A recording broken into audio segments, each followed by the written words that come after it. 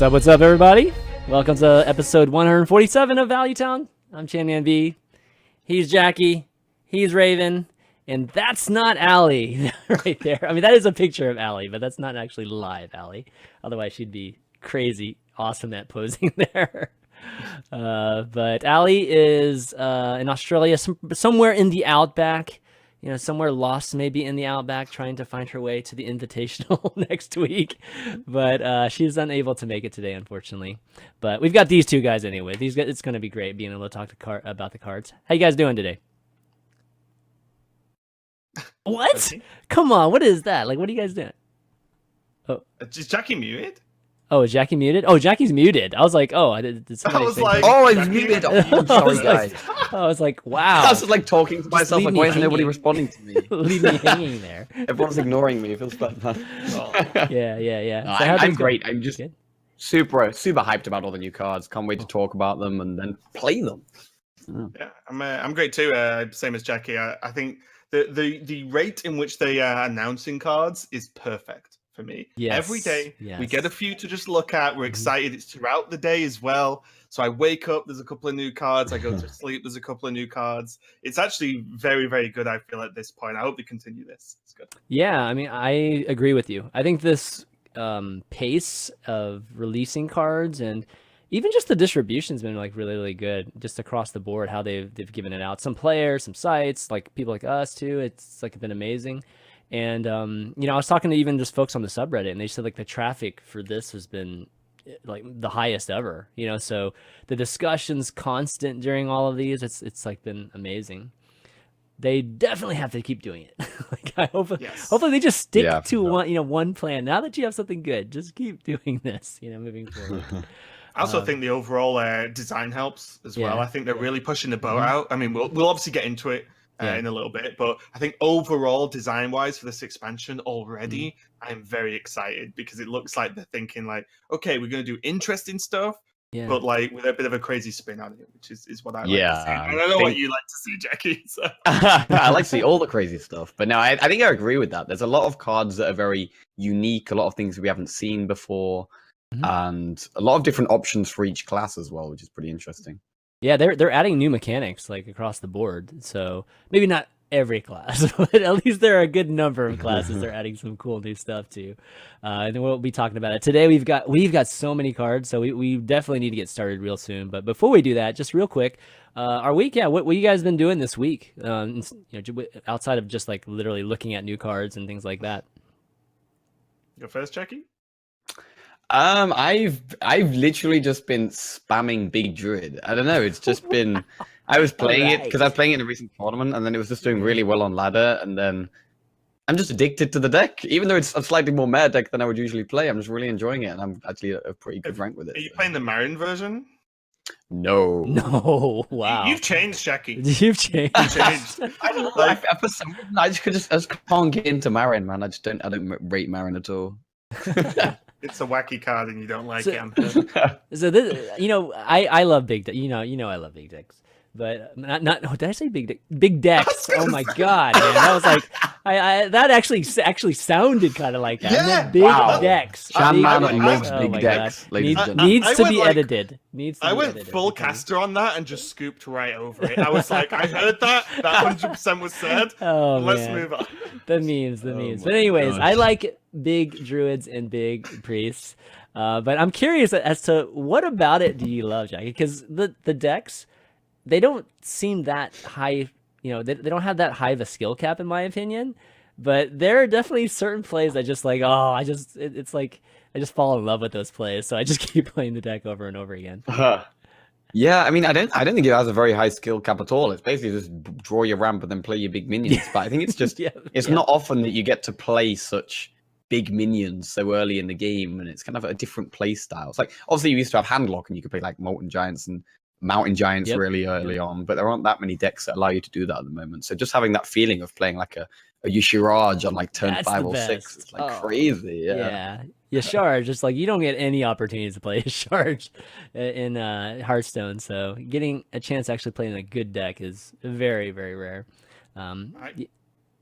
I actually hit Legend with Big Druid this season, and it was pretty easy, to be honest. I was like, I'm just cheating. I have 10 mana and this guy's 5. Like, okay. I will say, though, in terms of skill level, it really isn't close to the top, of course, in like skill ceiling. No, it's not at all. But what I will say is there are some, I noticed some weird moments where I was like, when do I play these dragons because of Deathwing Dragonlord, right? And like, how do I want that to interact? Because sometimes you might need Deathwing, like normal Deathwing, to clear the board later. Oh, I need it a lot of times, actually. But then it kind of affects if and when you play Deathwing Dragonlord, or if Yasharaj pulls Deathwing Dragonlord out, it kind of gets really, really weird in how you approach the game. Only a small thing, of course, but it is a fun deck. I've been playing N'Zoth Kazaka's Priest. Nice. Okay. I was trying to push the top 100 today. I started at 600, but then just lost like 4 straight games to normal Kazaka's Priest. in the most unfortunate ways as well. I'm gonna just moan, but like there were games where they just they just combo you with Valor. Right. Like you just die because no matter what you do, you can never realistically get past 30 health because there's the Anduin armor and that's it. So you just die. But I had stuff like Thought Steal, the opponent played against me, and they stole the Obsidian statue in the Zoth. I'm like, okay, well that's one game, fine. And they'll do another where like, the second Anduin's on the bottom of your deck or near to it, and your opponent's isn't. You definitely lose them because they have the combo. It doesn't quite draw fast enough, but I think the deck's pretty good. Up until these like last 4 games I played earlier today, I was like 70%. On ladder, I climbed from like. Oh, really? I went in Legend at like 3.5k. Started playing this, and I like hit 600 like pretty easy. That's good. I lost the odd game, but a lot of decks just can't deal with the minion pressure. It's something you have that no one's really used to dealing with. Yeah. Because especially Priest never plays minions, right? So what do you think the benefit is of playing the N'Zoth version over the combo version? I think a lot of the time you aren't as reliant. I feel the matchup is okay, pretty decent against Rogue. You still play a Crab for a start, but also you just have like Tar Creeper, the Tortolan. You can then res those things. You just have more minions and stuff early on. And then the second you like just play N'Zoth, there's not really any decks that can beat that. And then you also still have Raza Anduin. Yeah, that's what I mean. Like, I would think you would win the mirror just because you have just more minion up until pressure. Today, I had positive. Yeah. But I got smashed. But you play the 4/3 Shade dude that gives you a card from your opponent's class. Sorry. So you play that. You play even the Crystalline Oracle. Like all these cards, keep the value train going, even though you don't have the card draw. Normal Kazaka's Priest. But you just like punch people with it and then red stuff again. It's actually pretty decent. I was impressed and surprised it actually worked so well. Well, speaking of Priest, I was playing Big Priest most this week. Oh my! I hate that deck. Statute Eternal Servitude, or whatever. An Eternal Servitude. I got so many Yseras. There was one night, literally every one of my Eternal Servitudes was Ysera. I think I might have even been streaming. I was just like, it's gonna be Ysera, guys. I promise. And there was one game I had 4 Yseras. Like it was insane. Just getting Eternal Servitudes after Eternal Servitudes. It's like. And this is after I Barnes Ysera, right? So it's so unfair when that happens. So I enjoy it. It's like big so priest sweet. Talking to me about unfair things. It could be worse. I know. It could be Quest Mage. Yeah, it could be Quest. Yeah, true. Quest Mage was just rocking me. I finally just started running Eater Secrets. I just got tired of losing to. Just gave in to the Quest Mage. Yes, I'm tired of losing. If you talk about tech cards like that, funny story with this N'Zoth deck, right? I was getting beat by Quest Mages on ladder, and it was I hate that deck with a passion. I was getting beat by it, and I was like, right, you know what? I know this is incorrect, but I'm just putting Eater Secrets in. I'm just going to say, if I face this deck, I'm not going to lose, right? Like, that's my plan. Yeah. I haven't faced a single Quest Mage. That's amazing. I played so many. You put it in your deck, and it's like a Quest Mage repellent. You don't beat them, you don't play them. But because it's in your deck, there's something in the script that's like, oh, he's got your secrets. He's gonna beat this quest mage. Let's not put him against that guy. I played a bunch. There's only one quest mage game where I lost to it, even though I hadn't eaten your secrets in my hand like most of the game, because I just couldn't get minions on the board to actually hit them in the face, like to pop block. So not even pop block, but to just kill them after I ate block. But overall, it's been, it just owned it. It was pretty funny. Yeah. But anyways, let's get going on this because we got a ton of cards. I think we have 37 or 38 cards to talk about. So we're not going to like dive into each one of them. So we'll try to talk them like class by class and the neutral cards at the end. But before that, real quick, so the December 7th release has been confirmed for Kobolds and Catacombs. So everybody can get ready on that day. And they also announced what else we're going to get on that day too. So we're going to get 6 free packs, free stuff, yes. And then a random legendary weapon. So lots of salt that's going to be going around. Oh, you didn't know that? Okay, yeah. So we're going to get one of them. And then 3 more packs are going to be rewards for dungeon runs. So we're going to get 3 dungeon run quests that you can complete. I think it's just like doing them and maybe getting to a certain point or beating a boss or something like that. And then you'll get 3 I believe that one-time quests, right? Yeah, one-time quests. Like, they won't happen again. Yeah. So you get 9 free packs, or you should get 9 free packs. Pretty awesome with everybody obviously complaining about how expensive it is. So they are giving us free stuff, guys. It's definitely to help and alleviate with things. The legendary weapon, there's going to be I wish they would just let us choose it. You know, like it would be so much less salt in the community if we could just I feel like everyone would pick the same one though. You think so? Okay. Yeah. Yeah, I think they would. Which one would it be? I don't even know what it would be. Like I don't know yet. We haven't seen all of them yet, right? Yeah. I'm hoping the Hunter one's going to be really good. Okay, better. It needs to be good. I think it's good that it's random because I thought the same thing about quests when they came out. But then, looking back, everyone had picked the Hunter quest, and it sucked. So at least if it's because no one but it's really so troll. knows. That's our fault. we have nobody to blame except for us. But this is my point, right? If no one really knows how good the weapons are going to end up being, in a live environment, then picking is only going to make it feel worse. Blizzard are doing a very kind thing here and saying we can blame them for giving us a crappy weapon as opposed for us for picking a crappy weapon. Yeah, but you see, Blizzard doesn't get credit for doing that. Like, they'll never give Blizzard credit for that kind of a logic that you just threw out there. It's a thankless job. It's going to be... Just like casting. Anyways, it's really cool. We're going to be all getting a legendary weapon, so we can get a chance to, build around that weapon, and legendaries, not everybody can afford them, right? So very cool of Blizzard to do that, and look forward to seeing what that one will be. Well, I'm sure we'll get a lot of screenshots and things once that happens.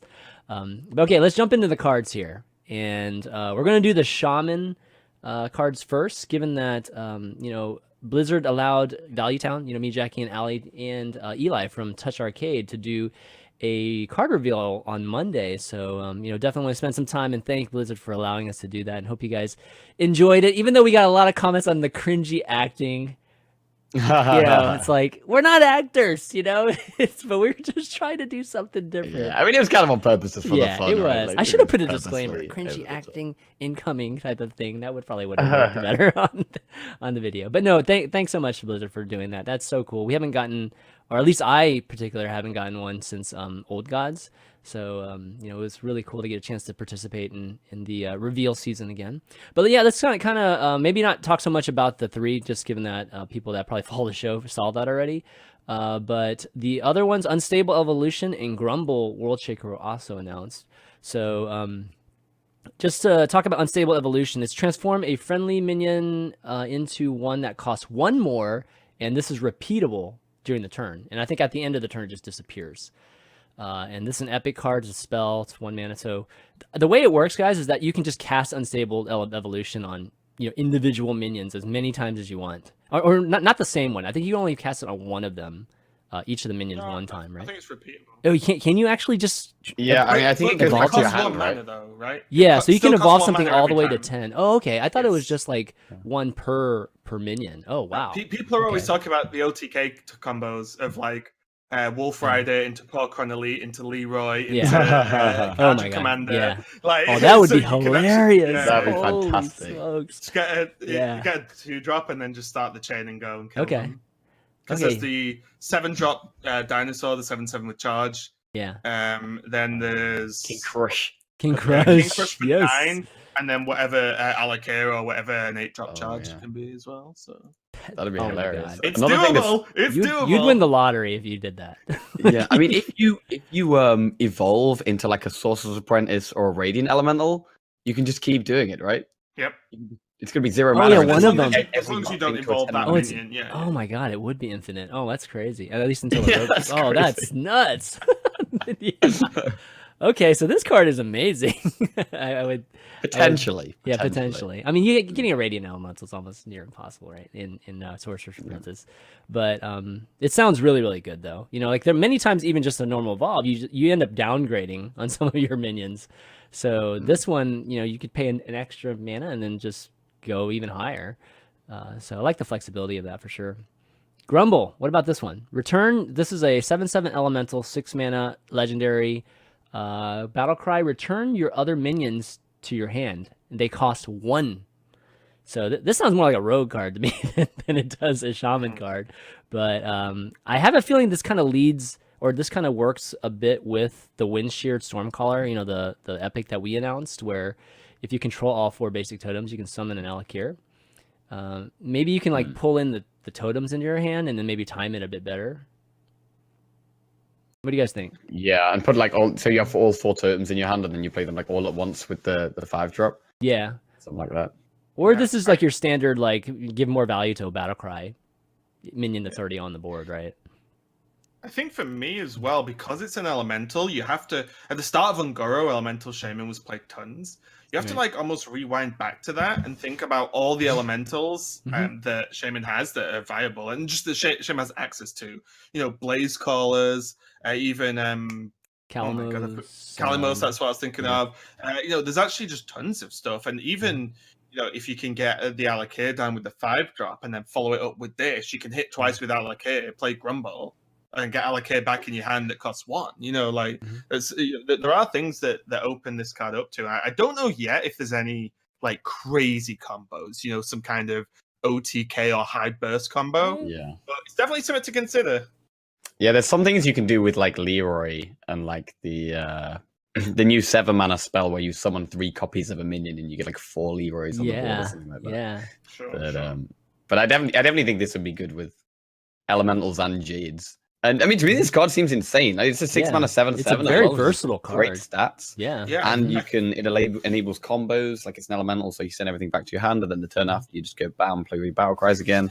Seems pretty nice. I think it's just good, right? Yeah. Yeah, I think it's just It good just feels too. like a good card. Like, Well, it's one of guess those I value don't- cards. It's like enhances value just on across a lot of decks, right? So I guess the issues, if you have the board, I guess if you have the board, you win in anyway, so it doesn't matter. But this can become a dead card because do you really want just 1 7/7 on the board as opposed to 4 minions on the board for any given turn? You can replay them, but then they probably don't have charge, so then it's even slower. So maybe it's a bit dead in your hand sometimes, but that's normally when you're ahead anyway.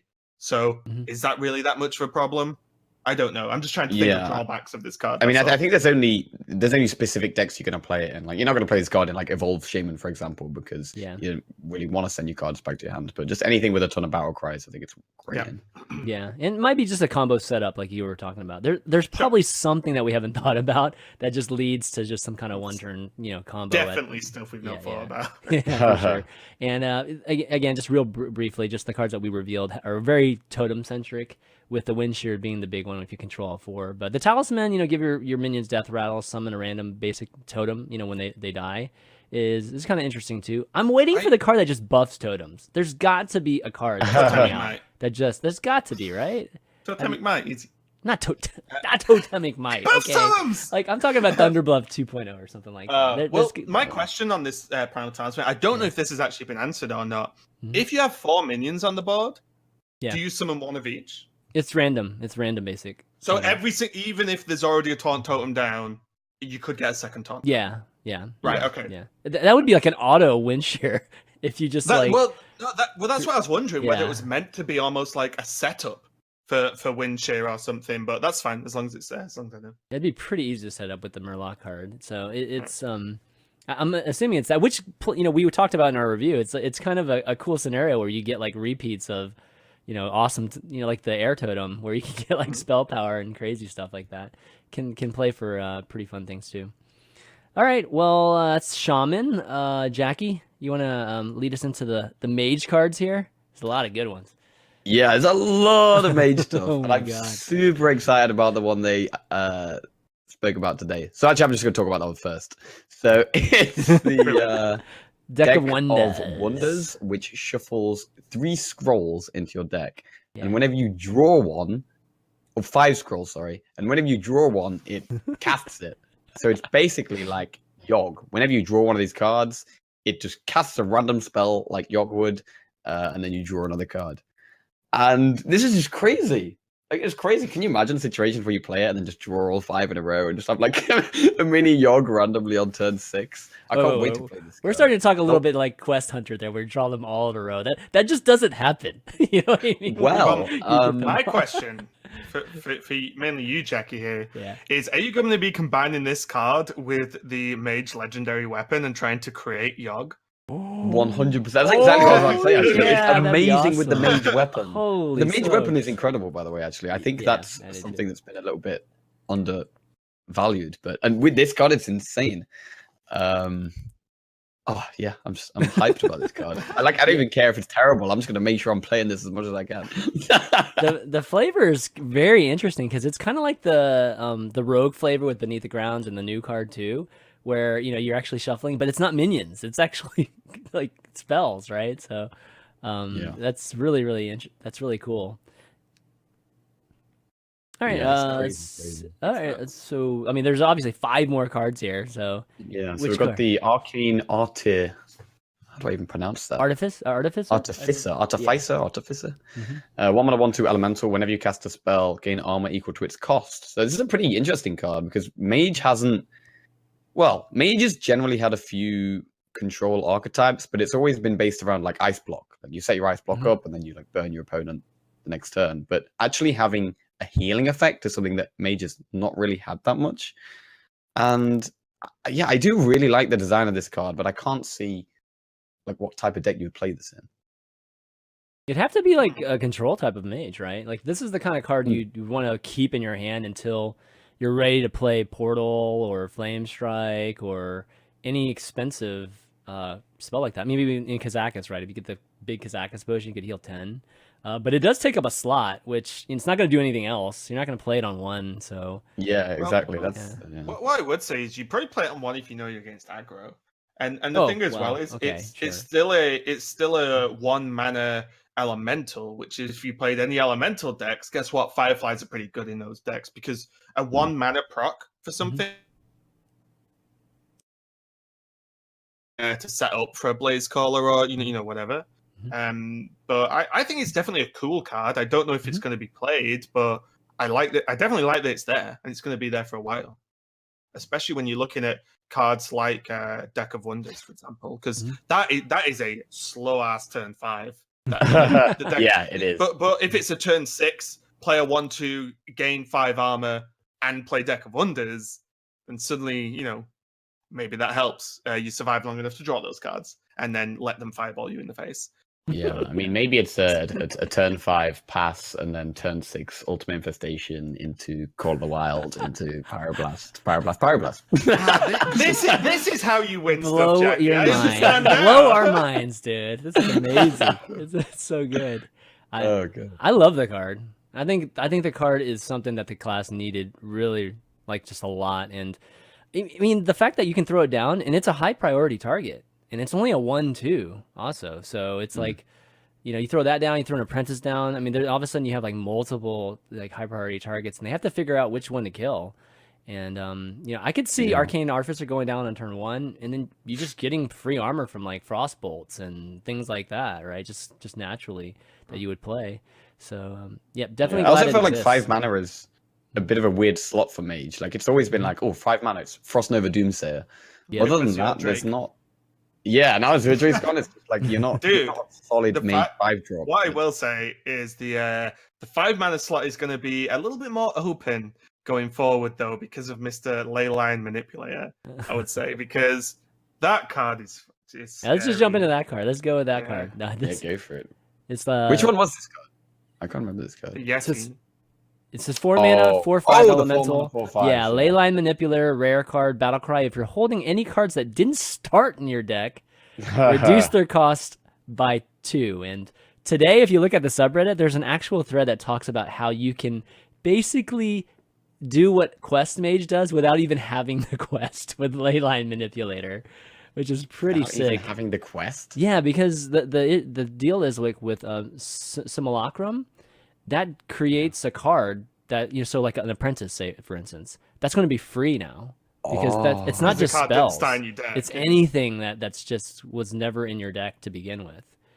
So wow. Oh wow, that's like hell.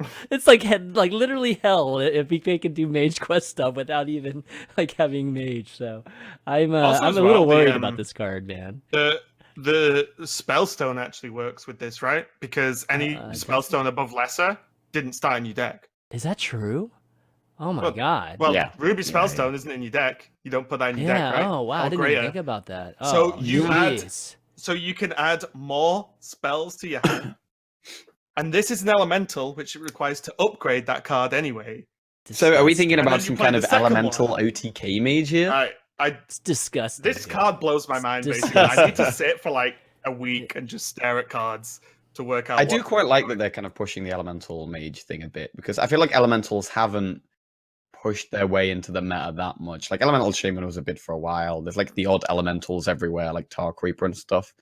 But for Elemental Mage to actually be a good deck, I think that'd be a really good thing for the game. Well, especially because like Jane is not going anywhere, right? So suddenly that deck becomes very scary. I thought the elemental deck wasn't even that bad to begin with. So here's a question for you guys. This card is super powerful. I mean, like crazy power level in my opinion. Do you think if they would have added just like you have to play an elemental before this to be able to trigger that battle cry, it might have, maybe tempered it a little bit, because this is going to be used in anything. It doesn't even have to be an elemental deck. Like we were just talking about Quest. I mean, it's you play Babbling Book on 1, no matter what you get, it's 2 cheaper by 4. Like I think this card is good. The problem is with a card this cool, because it's super powerful and just nutty, is that if you gave it a tag like that, I think it would just become bad because it's heavy reliance. Whereas this is going to open up truly crazy things to happen, whether you're a fan of that or not. Fine, but I think if you put a tag on it, your cards become unplayable, or just nowhere near good enough. So I would rather see stupid cards at least be playable for a while. A stupid card. Well, we got a lot of quote-unquote stupid cards that are going to be played for a while that we're going to be talking about today. And this is just one of the first ones. One thing about this card, the Leyline Manipulator, is that you are going to, if you have it in your hand on turn 4, you're generally going to be playing it on turn 4. And by then, you probably don't have that many cards that haven't started in your deck. So if you're going for the kind of combo where you're reducing these Source Apprentices or whatever, that type of thing, then you're going to be holding this in your hand for a long time. And it's like, you're not just going to be falling too far behind if you're trying to hold too much like combo potential back, if that makes sense. If you're playing combo, though, you're playing freeze and stuff, right? Yeah. If this is literally a combo card, then this card becomes a Sorcerer's Apprentice in Quest Mage. The way. Yeah, that's kind of how I see it. You never play that out, right? It's like this is literally your combo. But also, Babbling Books, Glyphs, your Glyph spell is 2 cheaper and then 2 cheaper again after this. So you can actually open up, and even if you fall behind, imagine if you end up with how much, things like Violence Poles that are reduced twice or even once. Like this into if you end up getting a Violence Portal out of Glyph or a book, is absolutely almost any spell actually is absolutely insane. It helps the curve at least. I think it's crazy. I think if you immediately add this to Quest Mage right now, like just replace one card, it does make it better. Like, I'm just talking about just Quest, like the regular Quest Mage right now. I think you do make it better already just by adding this card. So it's going to be. I think this was also a more successful execution of what they wanted with like Ethereal Peddler, and what Rogue was doing back in the day, right? This is like going to be so much better, and people are going to use it right away. All right, we got 2 more cards here. We've got a secret, which is Explosive Runes, 3 mana, rare secret. After your opponent plays a minion, deal 6 damage to it, and any excess of that 6 damage goes to the hero's face. So just good. never wasted. So you're always going to do 6 damage in some way.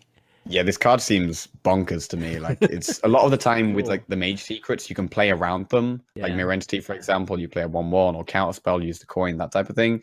This, even if you play around it, you're still going to be punished by, like, even if you play like a cheap minion, like a Swashbuckler, you're going to take 5 damage to face. So this in like an aggressive secret mage deck, which is going to probably be playing a lot of burn anyway. This seems really, really powerful to me. You know what card beats this? Oh boy. My good friend Bolvar. Bolvar. You It's and a Divine Bolvar, Shield! dude. Okay. This card buffs Bolvar for you. It's perfect. Sure. God. Yeah, I guess Bolvar does work against that or anything with Divine Shield, but I agree, Jackie. I think that any kind of aggressive secret, this is perfect. Like, you can't go wrong. Like, that's the beauty of this secret, is that no matter how you look at it, it's like a win-win for you. If it hits a minion, great. If it doesn't, if it's a small minion, you're still getting 4 to the face or 5 to the face. So also as well, it's even tempo, because if it is a small minion, they've had to play a small minion, right? Yep. Yeah. And if they want to play like on curve, then it kills a big minion in all of their mana. So it eats mana and does damage every single every single time, without a doubt.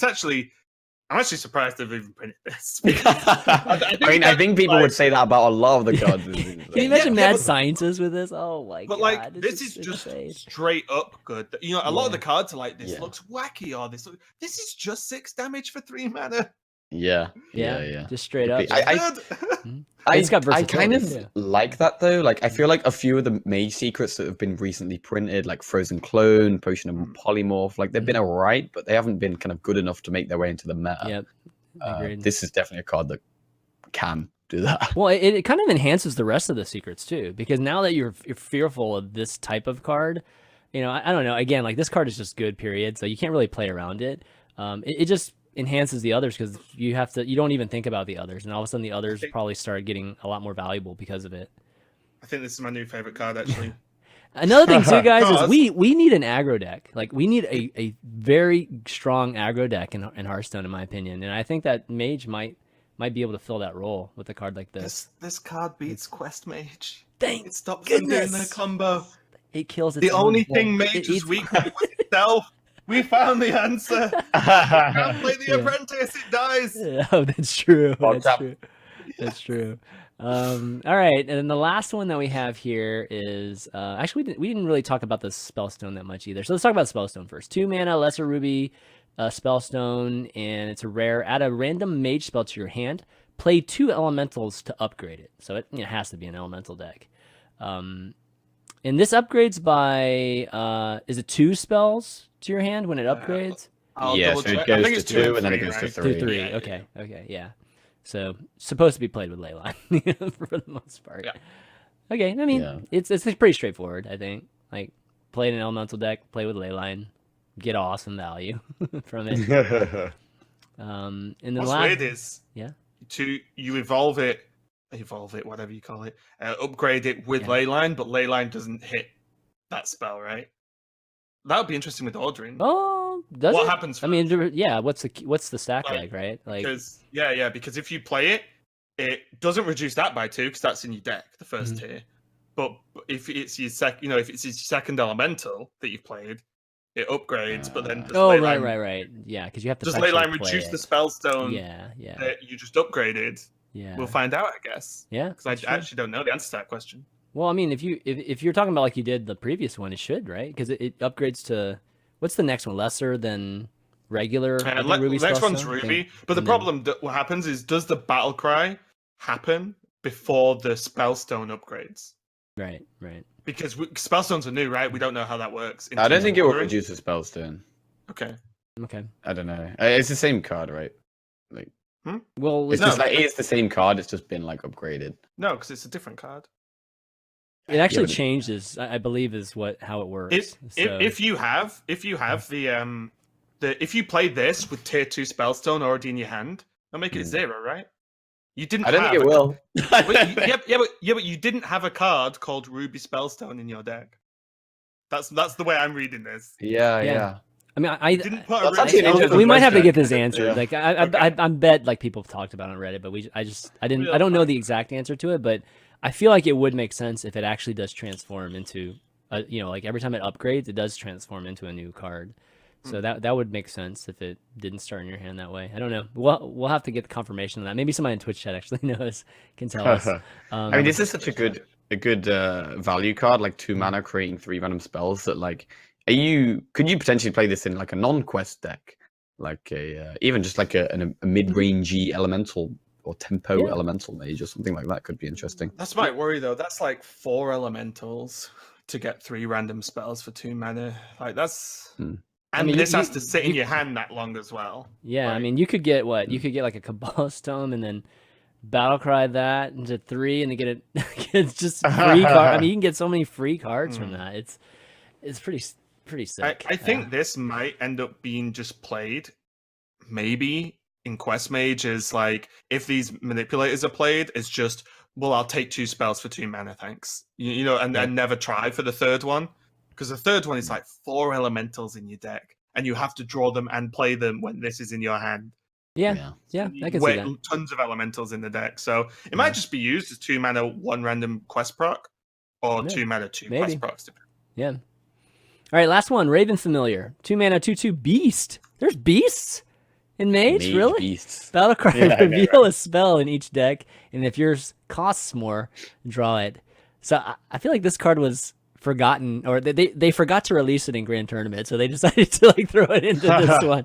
So it's kind of got that feel, like just kind of that war jousting type of feel. Whoever has the higher one, and if you have the higher one, you kind of draw it. I mean, I don't know. What do you guys think? Is it you could build your deck so that you're going to have a maybe 60-70% chance of winning that, but is that worth it for something like Raven Familiar? I love the name and the art. I knew you were going to say that. How did I know that? I don't know. You're very astute. But I think it's just probably not good enough, right? I mean, Arcanologist exists and isn't going anywhere for a while. Yeah. That's a 2 mana 2/3. Definitely draw a card from your deck. Like, I would rather play that. Thank you. Yeah, I agree. You want to be like always hitting the spell, and you can't guarantee you're always going to be hitting it. Like, and especially if you're playing big spells, you're playing like glyphs and flame strikes and meteors. Like, you probably going to want to be playing Primordial Glyph or Frostbolt or Ice Block, all these cheap spells in Mage that are very powerful. So I think I agree. I don't think it's that good. Okay. Well, overall, guys, Mage looking pretty solid. Getting a lot of cool things. Getting a lot of fun things. No complaints from me, at least from the standpoint of Mage cards. Good stuff. Speaking of no complaints, we've got Warlock cards next, which I think are pretty interesting. And who do we got leading this one off? Oh, Raven. Okay, we got you leading this one off. These are mine. So yeah, mine. Mine. Yeah. So already, just something that is sort of started kicking around with this expansion is they seem to be releasing cards with synergy with each other within the set. Which you already start to see now. There was discussions starting off with the Spellstone, and this was all in the video anyway that Disguised toasted, I believe, when he announced these 3. But the Spellstone, lifesteal, deal 3 damage to a minion, and then it ends up being let me double check. I think it's 5, 3, 5, 7. 3, 5, 7, yeah. 3, 5, 7. So it's 3, 5, 7 format. It's lifesteal, so it ends up being a big heal. That's huge. But you have to deal 3 damage. What is it? You don't have to deal 3. You just have to take damage. Just anything that takes damage, to your hero. Yeah, so take damage from your cards, but not your hero power. Yeah, you have to take damage from your cards. But the Kobold Librarian and the 2-drop as well, the Vulgar Homunculus. Homunculus. We finally have Homunculus in Hearthstone. I'm so happy. Is that like a big thing in World of Warcraft or something? Or There's Homunculus is like in all kinds of different games. Like it's a fantasy thing, right? Yeah. But these 2 cards, well, one, they do the deal damage to yourself with a card, as well as cards like Hellfire, Abyssal Enforcer to proc the Spellstone. But more importantly, imagine going 1 into 2 with this Zoo. It's ridiculous.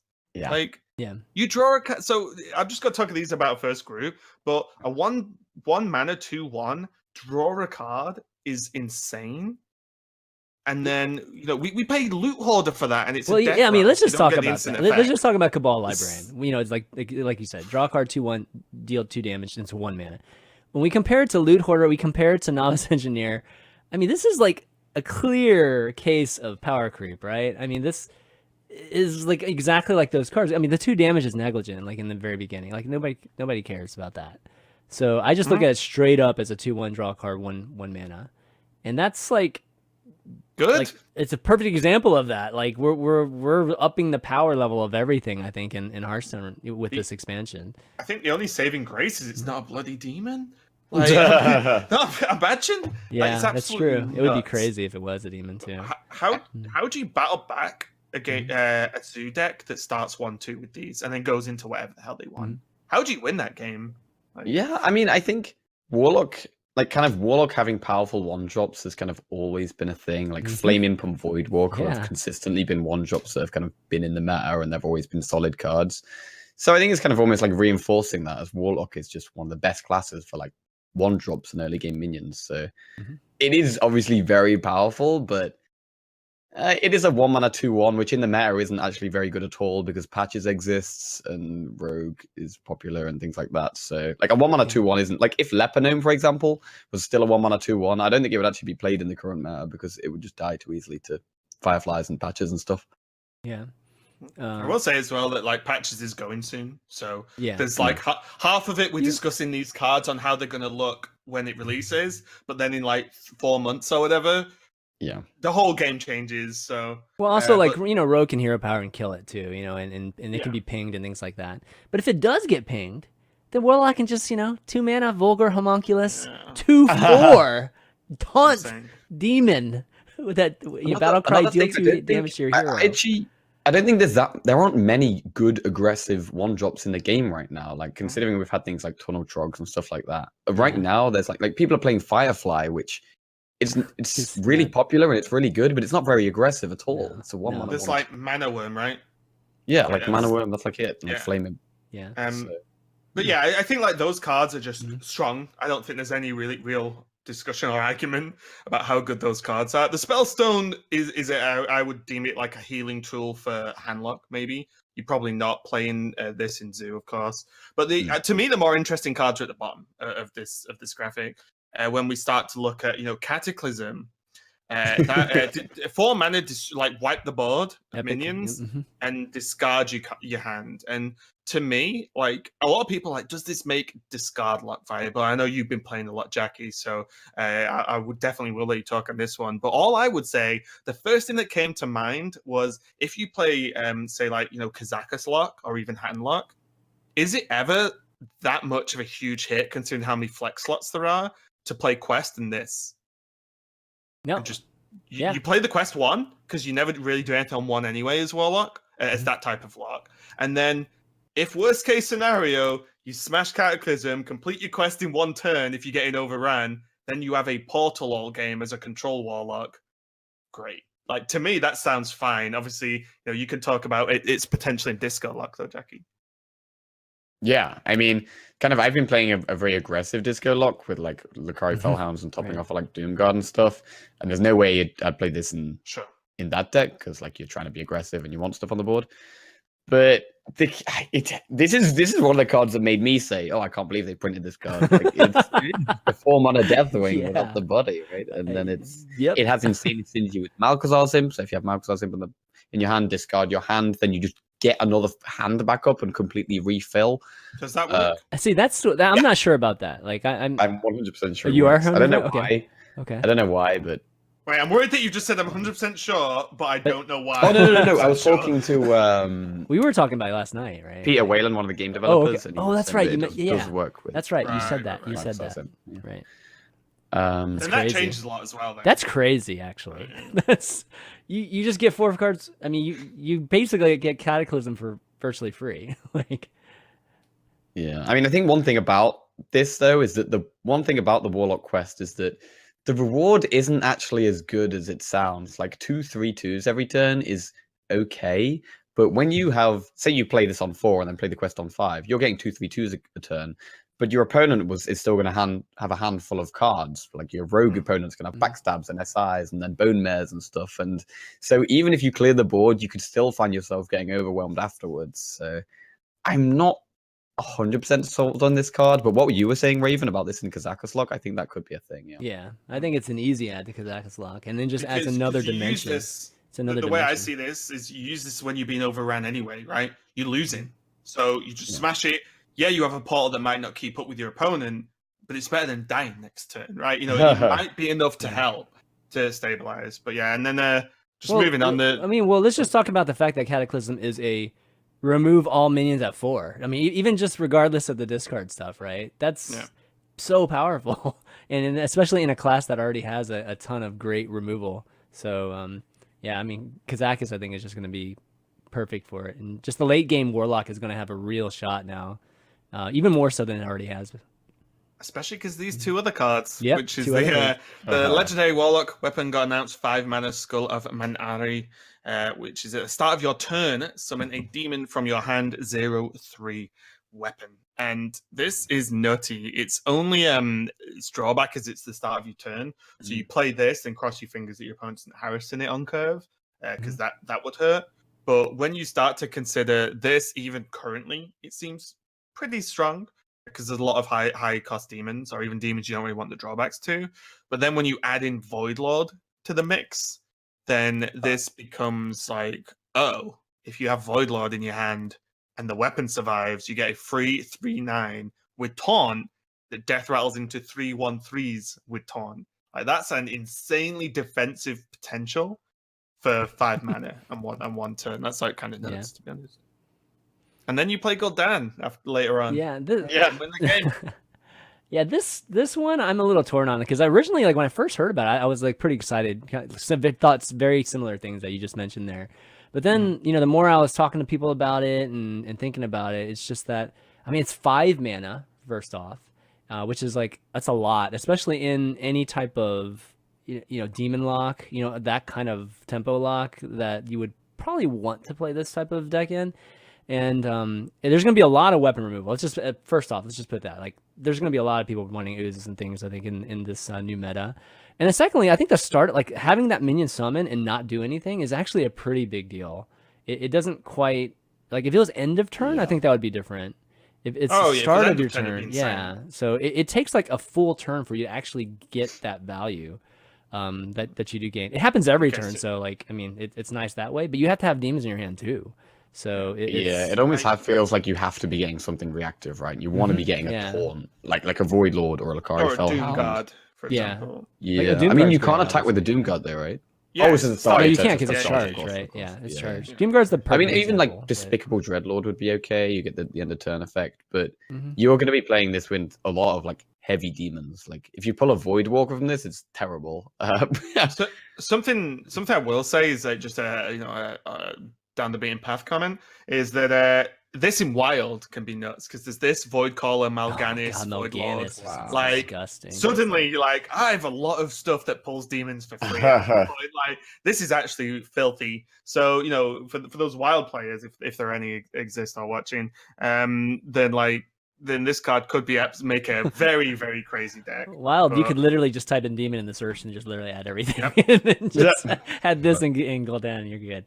But I will say, any of these legendary weapons, any of them that don't do anything on the turn you play them, have the same problem any big minion or legendary has, is that if it doesn't do anything and then it can be countered or killed, it's probably not going to be good enough. Like, that's the issue, right? I would say even more so in Warlock, because Warlock, if you think about all those powerful minions that they play, like Enforcer and things, it relies heavily on reactionary type of value with the battle cries or even spells and things like that. So if you're having to throw some of those out, I feel like those are very costly plays for Warlock.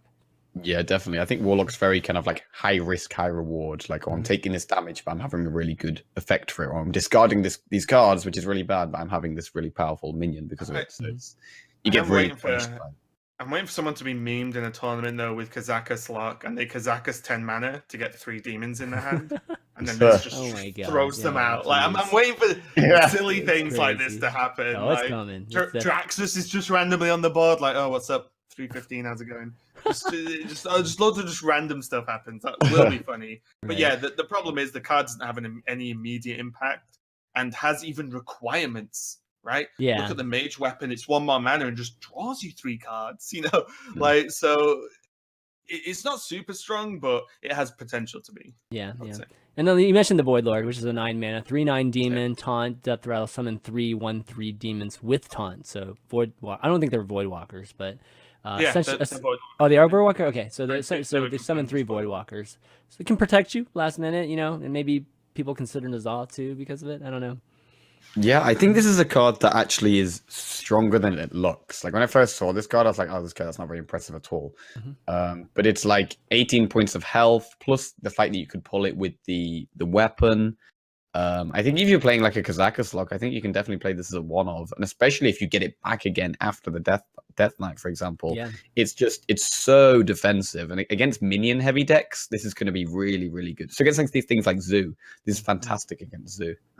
Yeah, I think as well, like Gul'dan, the DK, wins almost all late game anyway.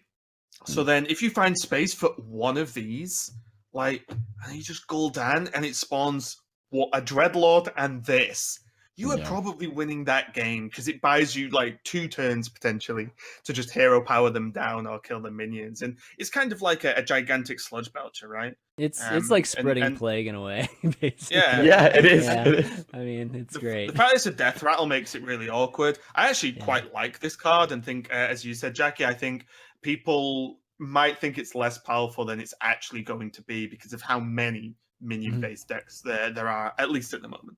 Well, there's also things like Vilespine Slayer, which you play something like a Lich King, and then it just gets Vilespined, and you're like, oh well, I just lost a load of tempo and I'm about to die. Whereas this gets Vilespined, yes, it's bad, but then you still have 9 points of health. Buys you the turn, right? Yeah, it still protects you for a turn. Yeah. I think people undervalue it just because of if you add up all the value, it's like, oh, this is probably balanced. And that's actually bad. Balance equals bad. It's only good. It's like it's not amazing or mind blowing. It's only good. Yeah, it's only just it's only well designed. I mean, that's all it is.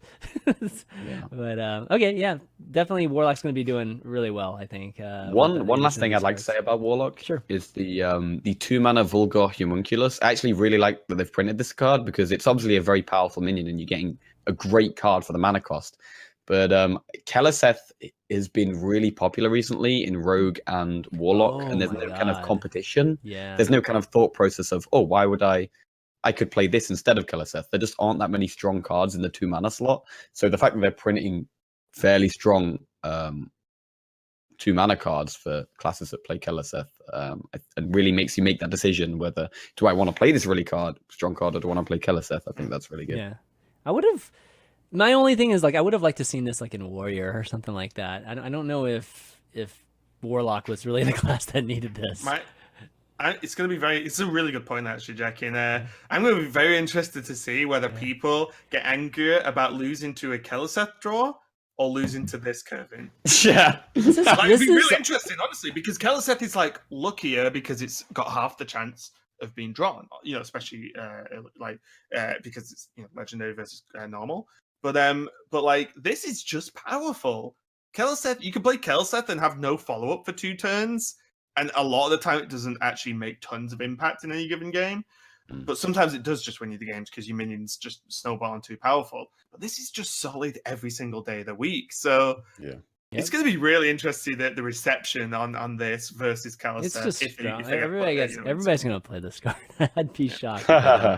All right, well, let's move on. We've got Priest next, which I think I get to lead into Priest. And we started the week off with a card revealed by Reynad here. 7-mana spell, Psychic Scream, and Epic. Shuffle all minions into your opponent's deck. So, wow. Okay, so everybody's like, oh, my opponent gets all the cards. Oh, that sucks. Oh, my God, that's terrible. Guys, this is a 7-mana 7-mana remove everything on the deck, no matter if it has Death Rattle, whatever. And I believe this is the most powerful removal card that's ever been printed, at least in my opinion. I don't think there's anything better than this. This is like when you see a parent in a store or something. The kid wants something, and the parent, or he's been bad, and the parent's like, no, Like, this is what this is. You just say to no. Everything goes. No. Just throw everything away, forget about it, and then you win the game. This card is insane. It's crazy. So we've been asking for Light Bomb back at every, and no signs of it, and then boom, this comes out. It's like, whoa, this is better than Light Bomb. This is amazing. So good. Yeah, Jackie, what's your take? Yeah, it's pretty insane. Is there anything to say about it? Good talk. I mean, I think you're definitely going to be playing this in Zakka's Priest. Obviously, you're not going to be playing this in any deck where you're trying to get the board. Yeah. But in a Control Priest deck, this is just what we need. Pretty nutty, especially in a combo deck like Zakka's Priest, where like if you're in a game where it's going to go to fatigue, you don't want to be playing this card really because this card is going to screw you over in fatigue. Yeah. I think I'll just explain, sort of carrying on from what you said, Chanman. These people are like, oh, but there are players who probably don't understand why this card is very good, because they're like, you've just given some of your own stuff to your opponent, and then they have more cards, which you can lose to fatigue. Well, yeah, but you play in a deck where you don't get to fatigue. You don't let them get that far, and they push you, and then you just say no, put them all back in the deck. Then they have to sit and draw them all again, which takes time. In that time, you kill them. And the fact that you can Dragonfire, and then they refill the board, then you Scream, then you Anduin, and then you kill them. Yeah, I mean, just look at Kazakus. Just look at Machine Gun Priest right now, right? With Kazakus and Valen and everything.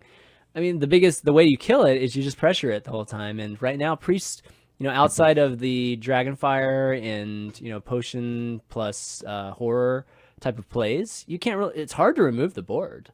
So just throwing this in it, replace whatever you want, is like free. Like definitely enhances it immediately. So Kazakus eventually will. Well, not Kazakus, but I think when the reset happens, right, that deck goes away. But until that actually happens, it's going to be right. I think that Raza goes away, right? Yes. Yeah. It does. Yeah. So until that happens, I think that Priest is going to be sitting very pretty with this card. Insane. And it's only an epic too. Like if you don't want to play Kazakus Priest, you can play 2 of these bad boys if you wanted. Yeah. I'm not sure. Maybe with Medivh you could do something kind of interesting with that. I don't know. I mean, I guess the thankful thing is that they can only do one of it in the Raza deck, which is nice. The next card is a legendary 7 mana 6/6 dragon. So maybe helping the dragon priest out a little bit. It's called Temporus. Battlecry. Your opponent takes 2 turns, and then you get to take 2 turns, which is a completely, kind of wacky mechanic. Only things that you would think people would come up with, in Megator's Workshop or something like that, and they actually come out with this. This is so cool.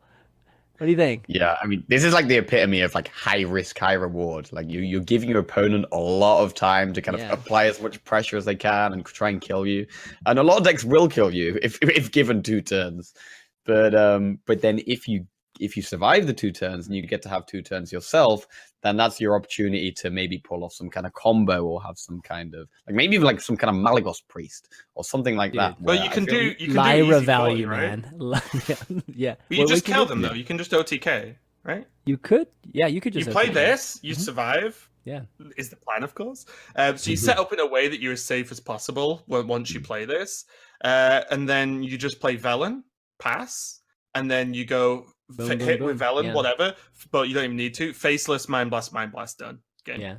Yeah. And it's like a load of people are like, this is going to be terrible. What a terrible card. Priest sucks. And I'm like, my bold prediction is that this is actually going to create an OTK Priest, and someone will think of a way to at least set up the board in a way you will get there enough times, right? It won't be all the time. You'll die in 2 turns, obviously, sometimes, but you'll get there enough times to make this deck not completely trash. To make this deck. Yeah, I mean, because it's only a 4-card combo you need. Well, sorry, 5 because you need. Well, you turn a 2-turn combo into a 1-turn combo with this card, which I mean that kind of range is huge. Because you're talking about just one little thing. There's probably some kind of divine inner fire type of things that you could do too. That could definitely in games too. So. Yeah, you could even play some kind of Giants Priest where you play Arcane Giant and then you Alex their face and then just hit them with the 2 Giants and play it almost like a Freeze Priest type thing. I think. Go ahead. Oh, we've always so much to say about that card. It's so exciting, this card, dude. But I think while Raza is still in standard, I don't think this will see play. But I think that as soon as Raza rotates out, this could be really interesting. Yeah, the thing. I'm just even thinking about even a little bit more minor scenarios where Lyra, I mean, you could just draw for days with Lyra if you had 2 turns. You know, because Lyra, normally you have to wait until late game, right? Because you just need enough mana to really get value, like crazy value from it. You get a full turn. You get half a turn and then a full turn after that of just drawing. That would be awesome value. Yep. Yeah, anyways, I love this card. I think this card is going to be like a fun card and potentially viable. So really awesome. Let's see. Next up, we got Paladin. All right. We only had 2 priest cards. The priest cards have been so good. So they're just kind of pacing them, I guess. I'd love it if they were like, no, you're only having 2. Yeah. That's all priest needs. Well, this is after they've had a 4/4 that they've had a 4 mana that does 3 across. I mean, like one of the most powerful cards there too. Hey, where's the Paladin? Here we go. Yeah, Paladin is pretty exciting. We've got the Spellstone, the 2 mana Lesser Pearl Spellstone, which summons a 2/2 with Taunt, and it upgrades when you restore 3 health. And it upgrades to a 4/4 Taunt, and then it upgrades to a 6/6 Taunt. Obviously, a 2 mana 6/6 Taunt is an extremely powerful card. I mean, even a 2 mana 4/4 is really good. And Paladin has so many ways to heal. Like, you've got True Silvers, you've got Ragnar Light Lord, you've got a number of lifesteal minions. So I think this actually has potential in some kind of like slower control Paladin. What do you guys think? Yeah, I think. Yeah, go ahead. Sorry, go on, Chairman. No, I was gonna say, like, I feel like it's meant to be played with the card that's right next to it, Benevolent. Genie. I think that having that kind of value and just being able to put just big minions for cheap for Paladin is super good, especially with all the buffing abilities and things like that. Yeah, I think even just like you said, the buffs available, but also, you know, there's the Chillwind, whatever they're called, the 3/2 charges that have lifesteal that you mentioned as well in terms of lifesteal. But I think this at first, I think when this card got leaked, it was summon a 2/2 with Taunt, then summon 2 2/2s with Taunt, then 3 2/2s with Taunt. Is what people thought. Yeah. And I was like, they're really pushing Dude Paladin this expansion. Yeah, that's what I thought too. Yeah. Exactly. Yeah. But they've changed it, and or you know, it wasn't correct, but still, like, I think if Control Paladin gets there, you probably wouldn't mind a 2 mana 6/6 Taunt or whatever. You know. Yeah, I think you just think of it as a 6/6 Taunt, right? Because you still play Hydrologist and cards like that on turn 2. So, yeah, I don't think you'd ever be playing this on turn 2. No. Yeah. Maybe like Pirate Warrior, if you against something as aggressive as Pirate Warrior, you might have to just be like, okay, Taunt. You know, yeah, like, throw it on a taunt. But in general, obviously, like, yeah, you'd hold on to at least a 2 mana 4/4. Mm-hmm. Yeah, I think it's okay. This is just a card that's reliant on how good the Control Paladin deck will be, right? Yeah, I mean, it has good synergy with the card next to it, which is Benevolent Djinn. It's a 3 mana 2/4 elemental, the common, which at the end of your turn restores 3 health to your hero, which is a good defensive card. It's kind of like the spring or the elemental whip from the shaman, right? I think it does 3 health too when it heals, but this does it every Spring single Guardian. time. Yeah, but that has taunt, doesn't it? Yeah, true. Yeah, this card kind of has taunt. Pretty much. Right? Yeah, I mean, I feel like I don't actually like this card that much, but it's purely because I feel like lifesteal or healing in general is so. It's really amazing in some matchups. Like if you're against Zoo or you're against Rogue, you're really happy to have a lot of healing. But as soon as you're against like Quest Mage or Big Druid or something like that, then suddenly healing just becomes almost irrelevant. Yeah. So it's very kind of matchup dependent, I feel. Would you like it better if it was heal a random friendly character? Ragnaros. Leyline Lord. That'd probably be better, right? Yeah. Would that just be too good, though? Yeah, it would be just. I mean, it would clearly be better. I mean, no brainer. But yeah, I think I like the design of this card because it's just a board objective, right? Yeah. You play this, it's got enough health to like at least take a couple of hits, and if it takes hits, then it's probably, you know, you want to, as you said, Jackie, you want to use it to beat back aggro more than likely. So it probably kills 1 to 2 minions. So it effectively heals you for 2 attacks no matter what. But then it heals 3 every turn. Like, aggro cannot ignore this card. And to me, like that's a cool card to have, right? Just it's not got taunt, so it's not as dumb as here is a taunt. You know, we have Tar Creeper for that. But here's a card that you can either think you can out damage, or you think you can make like the Paladin trade into you, or you have to deal with it because 3 every single turn. It's actually quite a lot when you're trying to actually kill someone, right? So I think it's a good card to exist. How many Paladin cards are left? Actually, there's 3 Paladin cards not announced yet. Yeah. Maybe there's another Paladin Elemental that helps. Yeah. I don't know. I mean, one of the things is like, would you play this over Wickerflame Burn Bristle or like I think that's Defender? That's the perfect comparison. Is the Wicker Flame? It's pretty close, actually. I don't know. They're both great, to be honest. They're both great for whatever they're trying to accomplish. This beats spells, right? That's the thing. Because you play this, you heal 3 that turn, and if your opponent just has a fireball or something, that's true. Then you're dead, right? Burn Bristle or not, you're just dead. Yeah, so it's better like after you play your opponent's like played Alexstrasza on your faces or something. Yeah, exactly. Yeah. This is potentially infinite too, right? So it's better than that.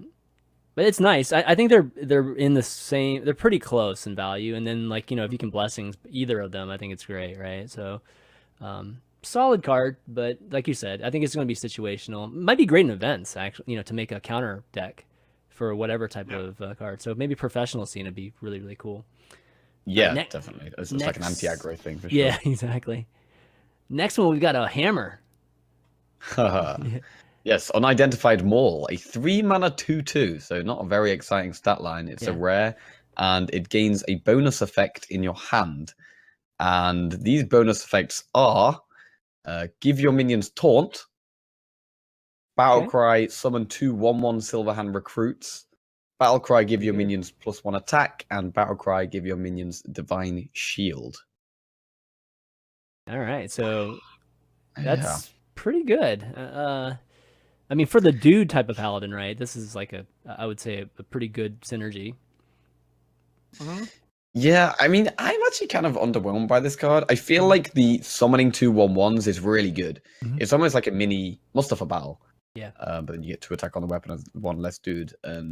But giving your minions taunt, I feel like it's very rare that you're actually going to want that one. They're all just so situational is the problem. Like, no, it's random as to what you get. Only 1 out of 4 times you get it. I'd say like the taunt is the worst.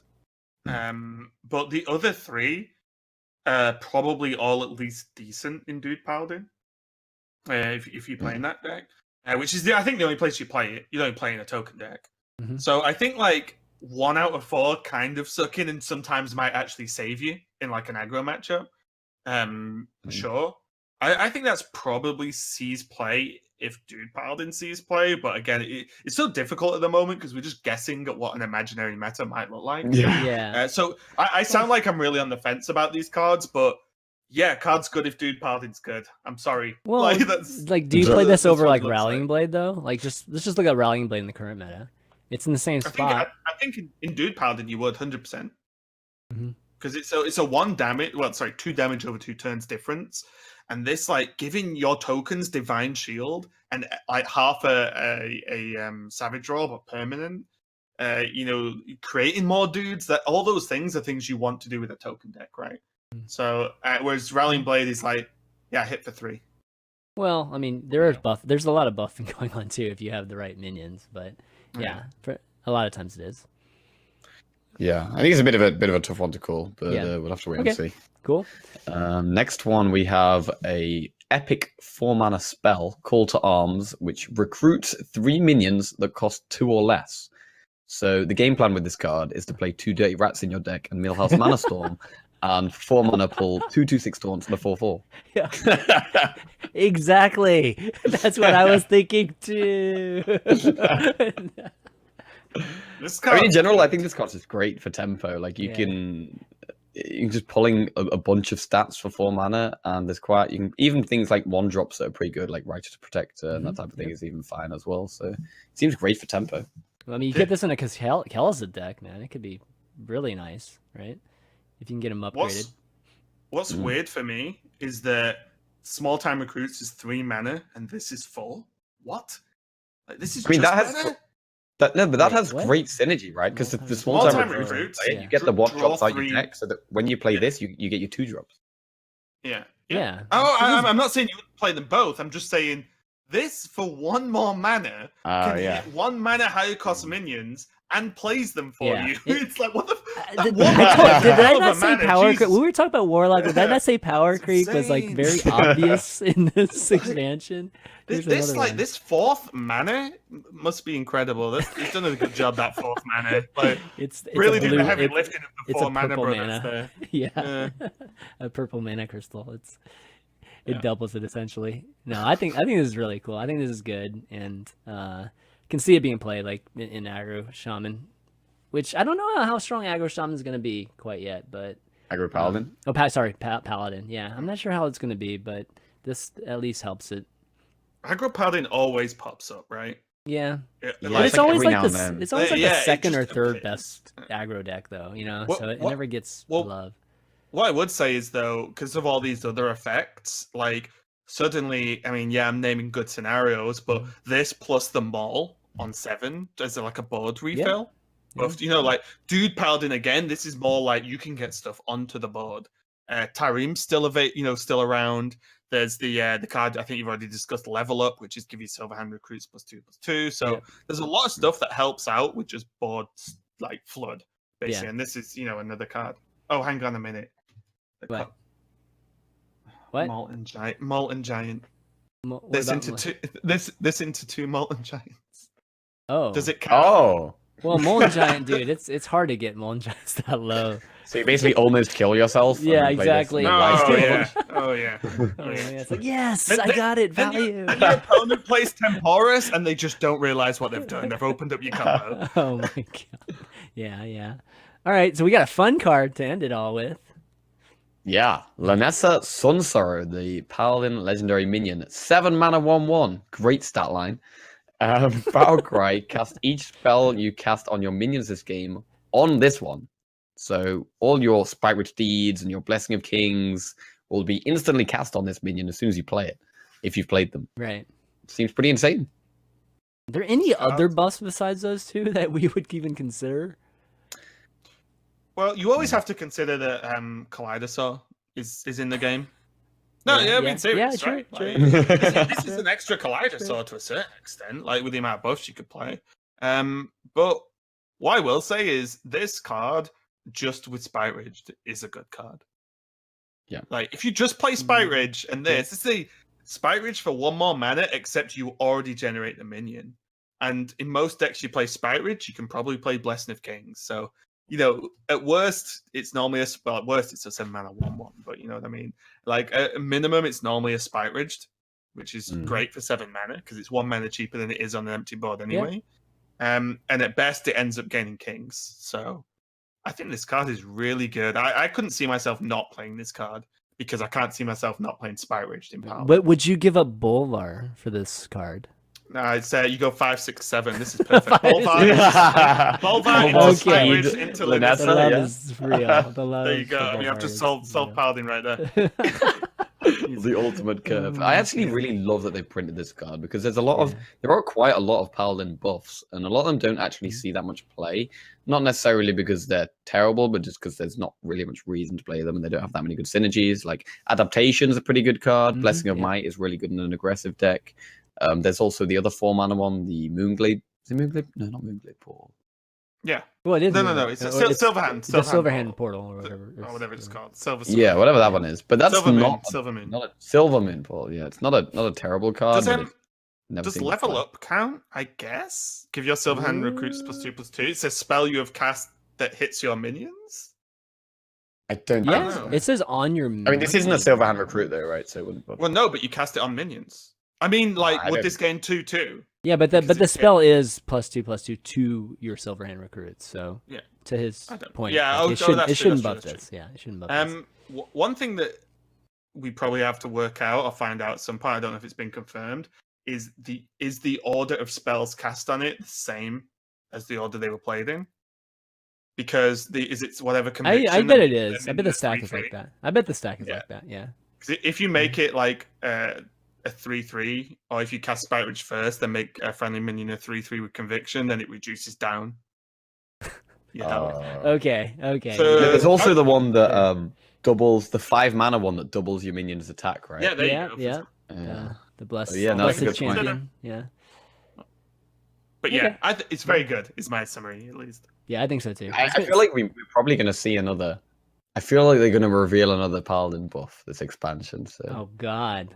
that could Really? help. You think Yay! so? Oh my I just get the goodness. feeling the fact that they would make this card kind of encouraging buffs. I feel like there might be another I buff. just want someone to play the quest finally, except for Kibble. We've only got one player playing this Paladin quest, and he keeps at it. We need more. All right. So next up, we've got another class here. Trying to get through these a little bit faster. We got Warrior here. So where is Warrior? Here it is. So I was making these images for all the classes maybe a day or two ago, and there was like one Warrior card. I'm like, oh, okay, Warrior. I don't even need to make. We got 8 cards to show today. So in the matter of like 2 days, we've gotten a ton of Warrior cards. But Raven, you want to lead us into this? Sure, yeah. So, okay, we can start with Unidentified Shield. As you probably noticed, every class, I believe, has an unidentified thing of some kind. Yep. We saw the Maul with the Paladin, and so on. But Warrior gets Shield, which is 6 mana, gain 5 armor, plus bonus effect. The bonus effect happens when you draw the unidentified card. It says it on the card when you've drawn it. That's what it is for the game. And those effects are gain 10 armor as well as the 5. Deal 5 damage, so it kind of is like the sort of violence, deal 5, but then heal 5. Well, maybe more like Ultimate Infestation, but whatever. Gain 5 armor, summon a 5/5, so like a Shield Maiden of late, and then gain 5 armor, equip a 5/2, so effectively equip an Arcanite Reaper. I'm pretty sure this card is just good. If you're playing any kind of control warrior, I don't know if it ever goes into a tempo or aggro, but maybe it does, except the 15 armor one is a whiff. But all the others are probably decent, even for, say, a tempo warrior. But yeah, I think this card's just good. And with the amount of the importance the Blizzard are putting on armor for warriors this expansion, as we'll see very quickly, this card is just solid to me. I think it's just a strong card. Again, it feels like there's a 1 in 4 to potentially whiff with the 15 armor. But if you're playing control warrior, 15 armor ain't bad. It's just not very impactful on the board, right? Like that's the whiff I'm talking about. Well, it might not be impactful on the board, but if you're holding a shield slam, then the 15 armor is actually great to lead into Yip, which is the next card that we're going to talk about. It's definitely got uses. Yeah, I just I feel like that's the one that is like the whiff out of all 4, right? It's the one you probably most often don't want to see. Okay, yeah, it's kind of between that and the 5 damage. And the 5 damage could be, like if you don't want to hit him in the face and there's no minions on the board, it could be kind of a weird thing too, right? So that's true.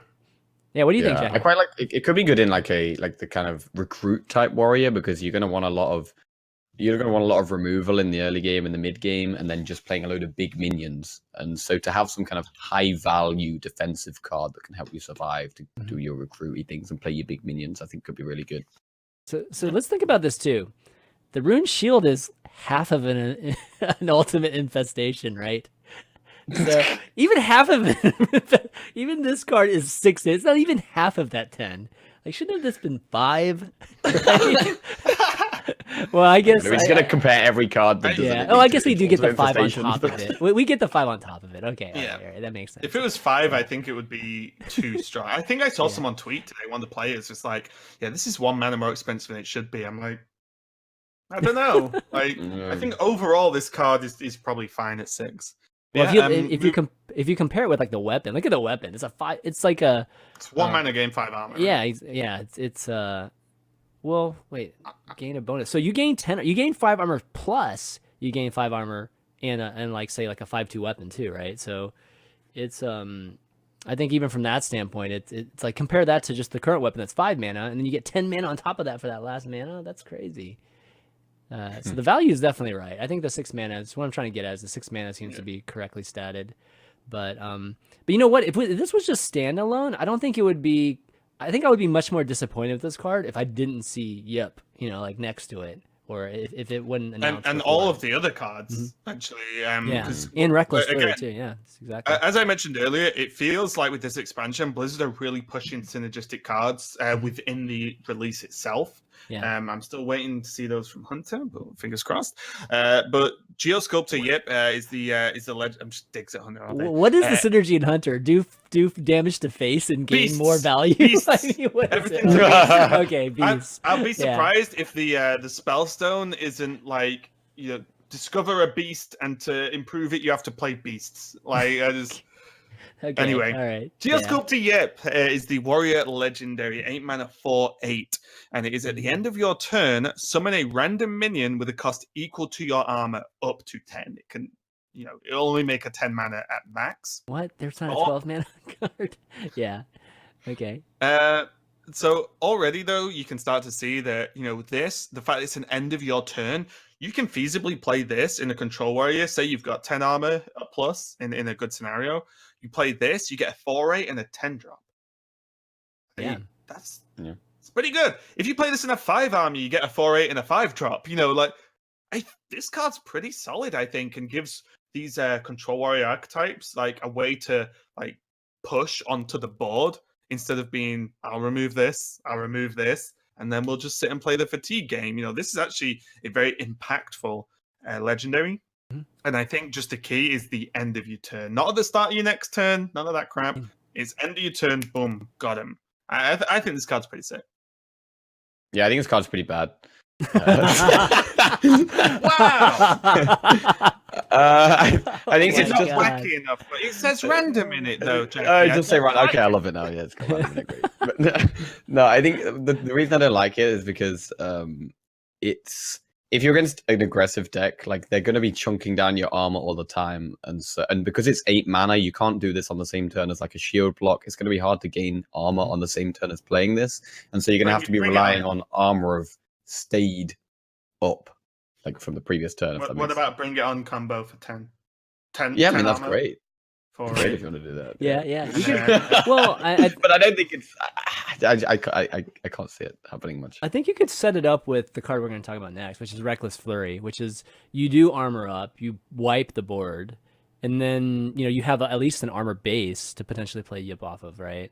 But outside of that kind of scenario, I think you're right too. I think it just chips so much of your armor constantly that's going to be hard to keep something decent for it. Is it never good in as a value tool though? It's a great value card. I mean, because what I'm thinking is, if you get to turn 8 or onwards against an aggro deck as control warrior, probably won. Like more than likely, you probably won that game if you are still alive past turn 8. True. So the way I see this is more in control matchups, like how you actually end the game. Is where I see this. It's not card. powerful enough to end the game in my eyes. Like it's. Because it has infinite value of an end of turn, but it's a 4/8 that can be removed pretty easily, and we've seen some of the removal cards already announced. That's true. I mean, and if this is the only way to end a game for that particular warrior, then this is like not even close. Dead man's hand, man. Easy. Just keep doing it. Just keep doing it. Yeah. But I will just say as well, because all these cards kind of combine, as you can see. The next one that you mentioned, ChanManV, Reckless Flurry. Is a Flurry card that isn't blades. 3 mana, spend all of your armor, deal that much damage to all minions on board. That's nice. So it's it's a huge AoE effect. Similar, this will more or less be a flame strike effect with the amount of your armor, because the deck you play this in, you probably aren't having that many minions on board anyway. But it does hit everything, even your own. Could be good with armor smiths as well. If you're looking at that, maybe. If you some crazy combos where you go armor smith, armor up, play this, and then it's like a whirlwind almost. So but this with the armor just gives warrior a huge AoE that they haven't actually had, right? Brawl is the only AoE that kind of exists. Fish is the closest thing, right? But that takes two cards too, right? So I think block Reckless for 6 mana is amazing. It's like crazy good. Mm-hmm. Then, this card seems insanely good. Yeah. I mean, maybe like even with the Yip as well, like maybe we could see some kind of a control warrior that's very different to control warriors we've had in the past. A control warrior that is a lot more on armor based. You're playing like armor smiths and alley armor smiths, and maybe even the 3 mana 4/3 that has death rattle against fire armor. Kills it. Yeah, they could be just a warrior that just fully focused on armor, and I mean, in that deck, you probably, even though I said I don't like Yip, like in that deck, you probably would play Yip. Reckless Flurry, I think, is fantastic. Like Brawl, I think is such an annoying card. Sometimes it's like, oh yeah, I play my removal card, but oh, their best minion survived. Never mind. And also, what's kind of cool about this card is your opponent can impact it, right? Like you could be like, well, he probably plays Reckless Flurry. I should hit him instead of his minions this turn because I don't want him to just wipe the board. Yeah. So there's like a level of thinking there, but also when we look at the next card, the Drywhisker Armor, 2-mana 2/2 battle cry for each enemy minion, gain 2 armor. So suddenly a 5-mana combo with that minion, which is only a 2/2 for 2. You don't really care about the minion most of the time if you're using it as a combo card. That plus Reckless Flurry, you can probably just clear the board if you're under threat from a wide board at that, which is the main thing Warriors bothered about. They have executes for the big single targets, right?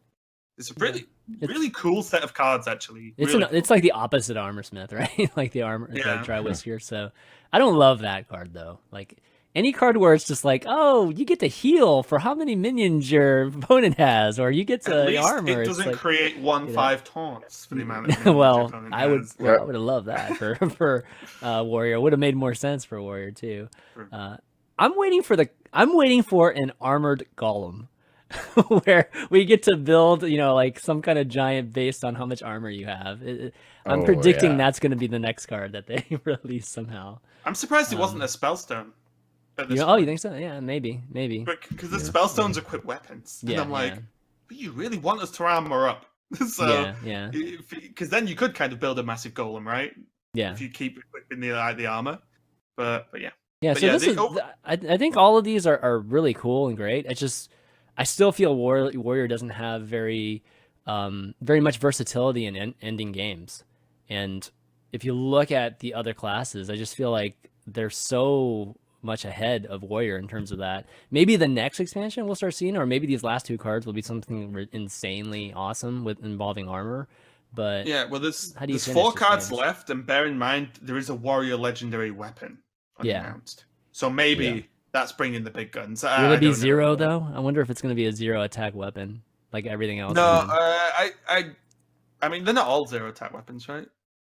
I would be surprised. Shaman one isn't. Oh, Shaman is. Yeah, all the weapon, the classes that already have weapons have attack value. I'm pretty sure any class that wields weapons already will have a more regular style of weapon, like it swings. Cool. Is my understanding. Well, there's a weapon here too, a 5/2, which is kind of cool. All right, so we got Rogue. Let's try to get through these a little bit quicker because okay. Rogue's got some interesting ones too. Jackie, you want to go through this? Yeah, we've got a new secret. The final Rogue secret they revealed: Evasion, 2 mana like the others, and it's an epic. And it is after your hero takes damage, become immune this turn. So it's almost like a remade ice block for Rogue. But obviously it has a slightly different way it works because you can still get attacked once. So if you have a 10/10 on the board and you attack the rogue, then the rogue's still gonna take 10 damage and probably die. But it has really interesting synergy with the other secrets because it's like one of the other secrets is like you don't want to attack their face because you're going to end up attacking one of your other minions. And so it's kind of interesting how they've done that and how all this secrets kind of are completely different in how you want to play around them. Mm-hmm.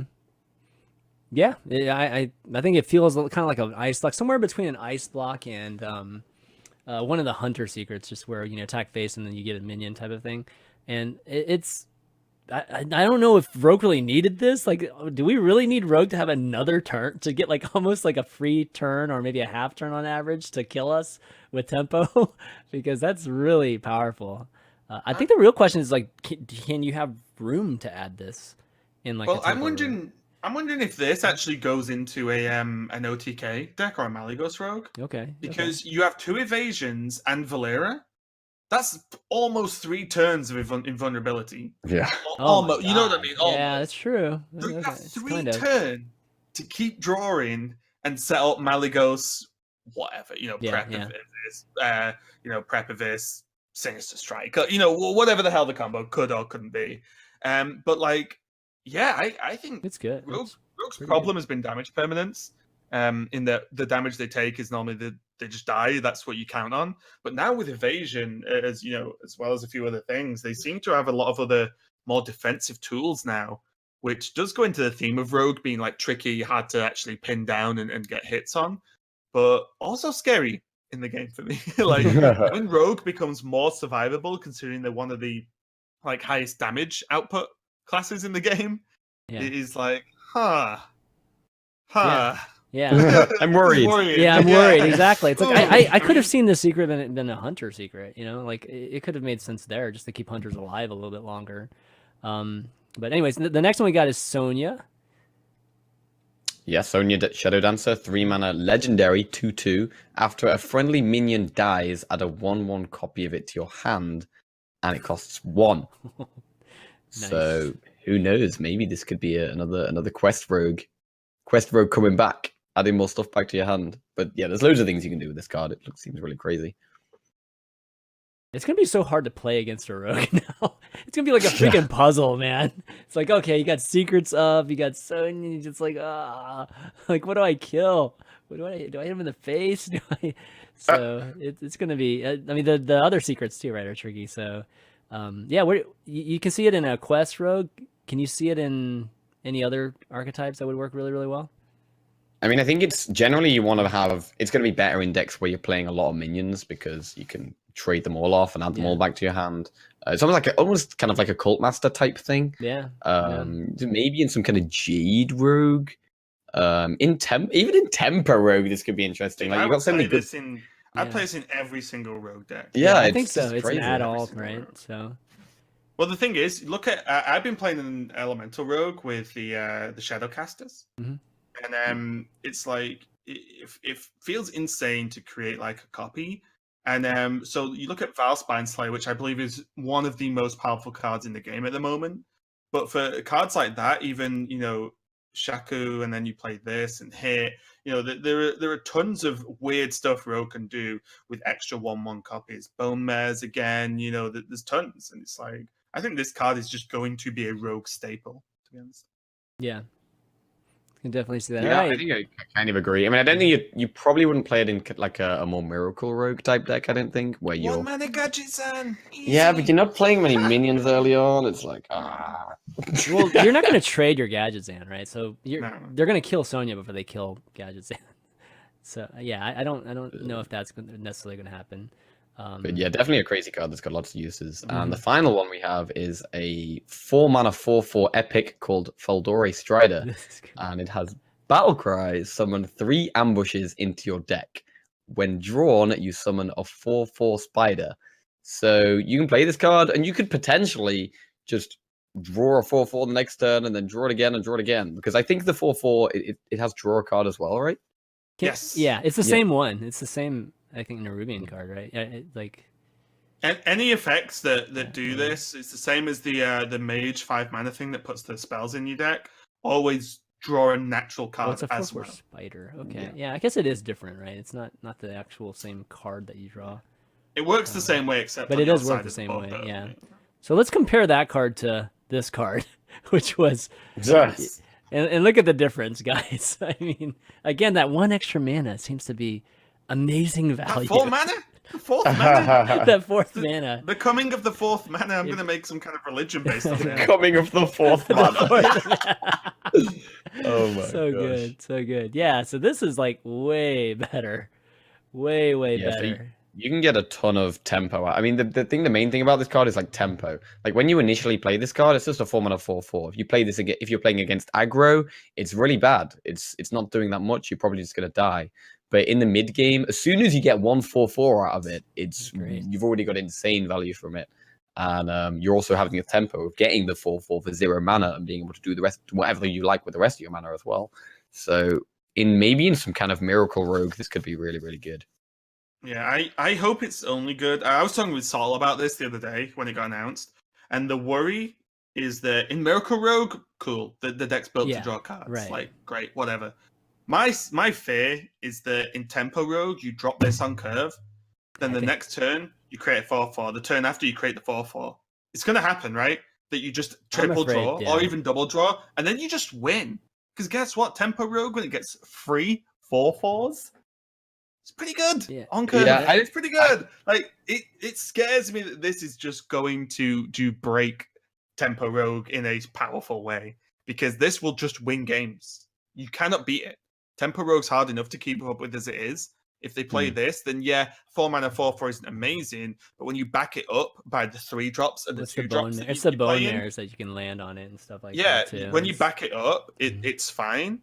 And then that second that your turn 5, it's have 5 mana and generate a 4/4 and whatever's left on your board. Like that game's just over. Like that game just ends that turn. And especially if you do it on turn 6 as well, which it's gonna happen. Ugh.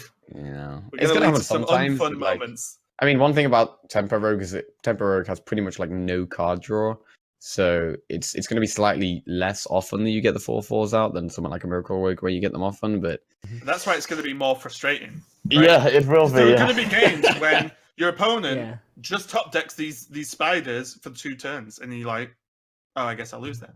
You know, that's what I mean. Like the card's powerful; it's going to be played 100%. But the problem I see is it's going to lead to some very unfun games. Yeah, it's one of those. You will get memed very hard. Well, it's skillless value. You know what I mean? Like you just play this card, and then all of a sudden you're gonna get enough. You're gonna get insane value if the game just goes long enough. And it's not as if the card's like a 4 mana 3/3 either. You know, like I think it should have to play it in a draw. It should have been like I think you should have taken 3/4. Like just. Yeah, I agree with Raven. I think it's going to be played. It's like I'm like I'd be shocked. Let's just put it that way. If they didn't actually just start playing this card, because a 4/4 isn't too bad of a hit for just like a turn, right? To have to take that and then like have I don't know what the % chances are of just getting an extra 4/4 on your future turns, and especially when you're playing into Vile Spine type of turns too. It looks pretty darn good. And I think someone just in chat mentioned it as well. Like your board gets wiped on turn 6, turn 7, you pull the spider, and then you draw his bone mare. Yeah. It's like, let's see. Oh well, it's like I guess I win.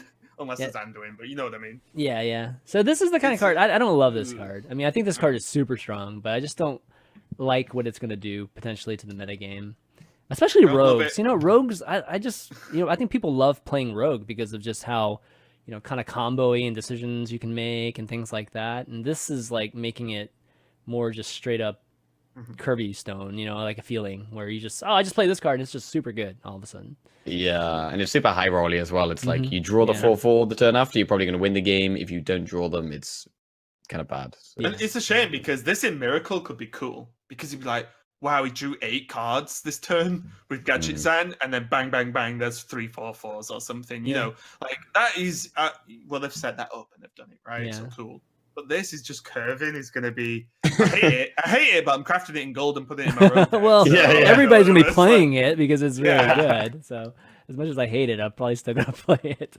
Yep. All right, we got Hunter and Druid to finish off the classes real quick. Let's get to these. Let's see. There's only 1 card from each of them, so we'll just kind of do them at the same time. Okay, so we got Druid here with an 8 mana. It's I guess it's Blizzard's way of reminding us, hey guys, you can still make a Beast Druid if you want. It's an 8 mana Grizzled Guardian rare, 3/5 beast, taunt, death rattle, recruit 2 minions that cost 4 or less. Yeah.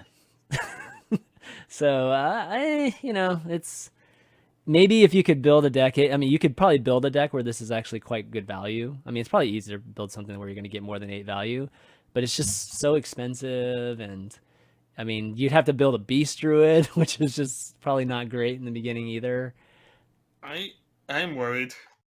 Really? This is there's a deck somewhere, and I'm sure maybe not now, but at some point, because there's the 7 mana one that recruits an 8 cost, right, as Death Rattle.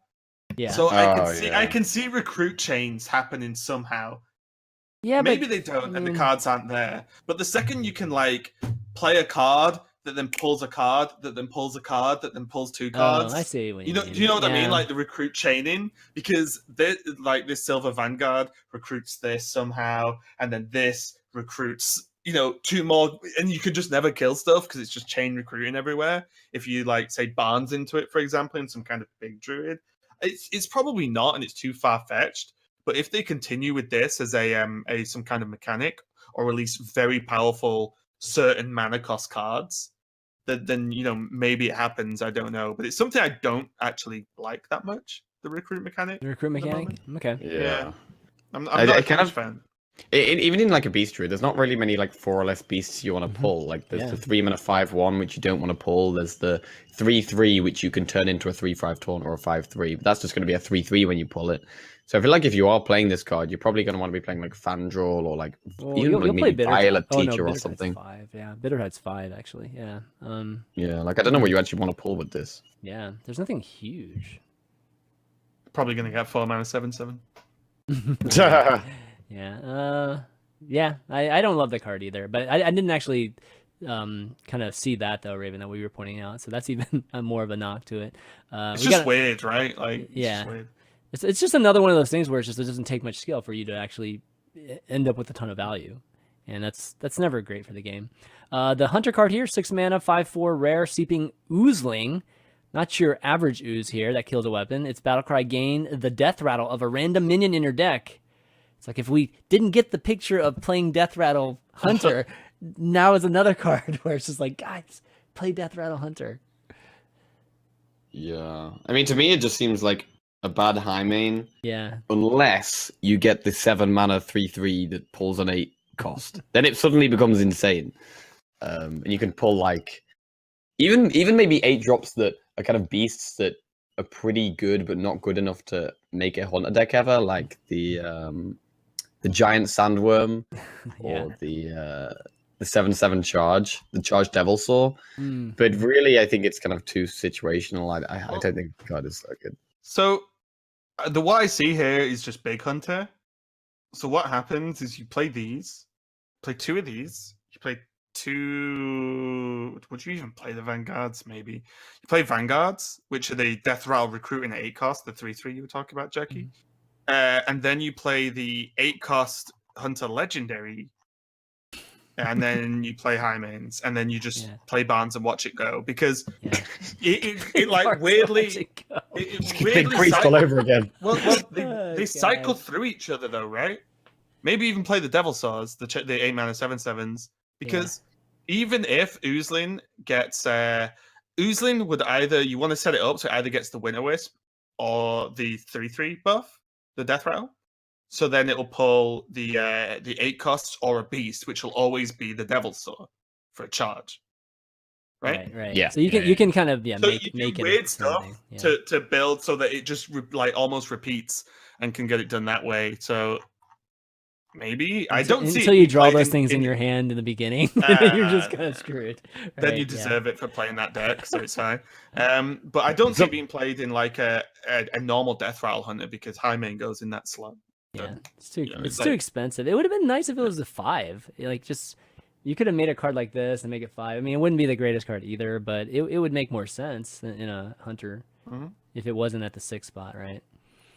Okay, let's look at the neutral cards to finish things off. We got a neutral card, and then we got one at the very end because they have announced one like 10 minutes before this, or maybe a little bit before when I was preparing this. But okay, we've got like 8 of these guys, and these guys are all different. We talked about the Vanguard, the Silver Vanguard, 7 mana common card, 3/3 Death Rattle, recruit an 8 cost minion.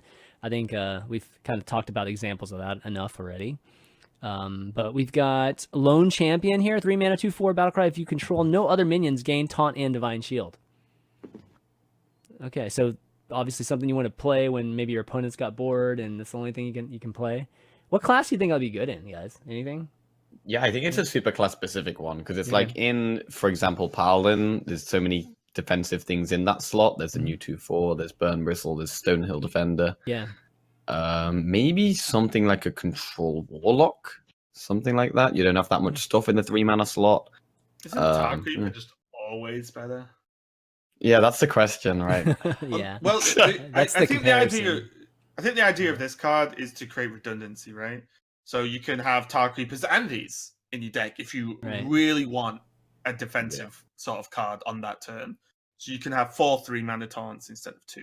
But this card just gets outclassed by Dark Reaper pretty easily, in my opinion. 3 attack is absolutely huge.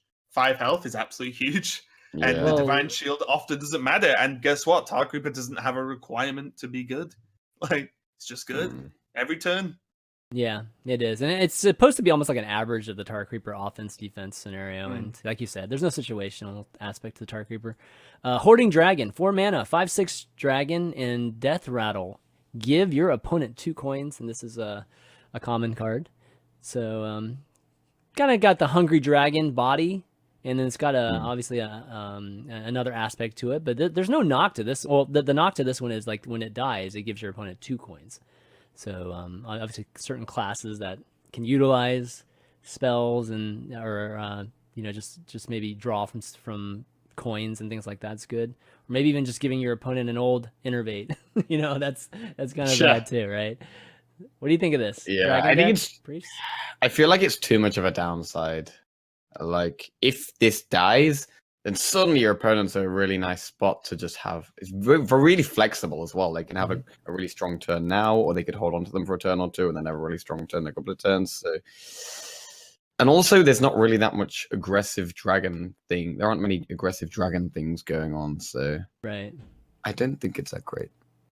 Yep, I'd have to agree. 2 coins is 2 coins too many that you want to give to your opponent.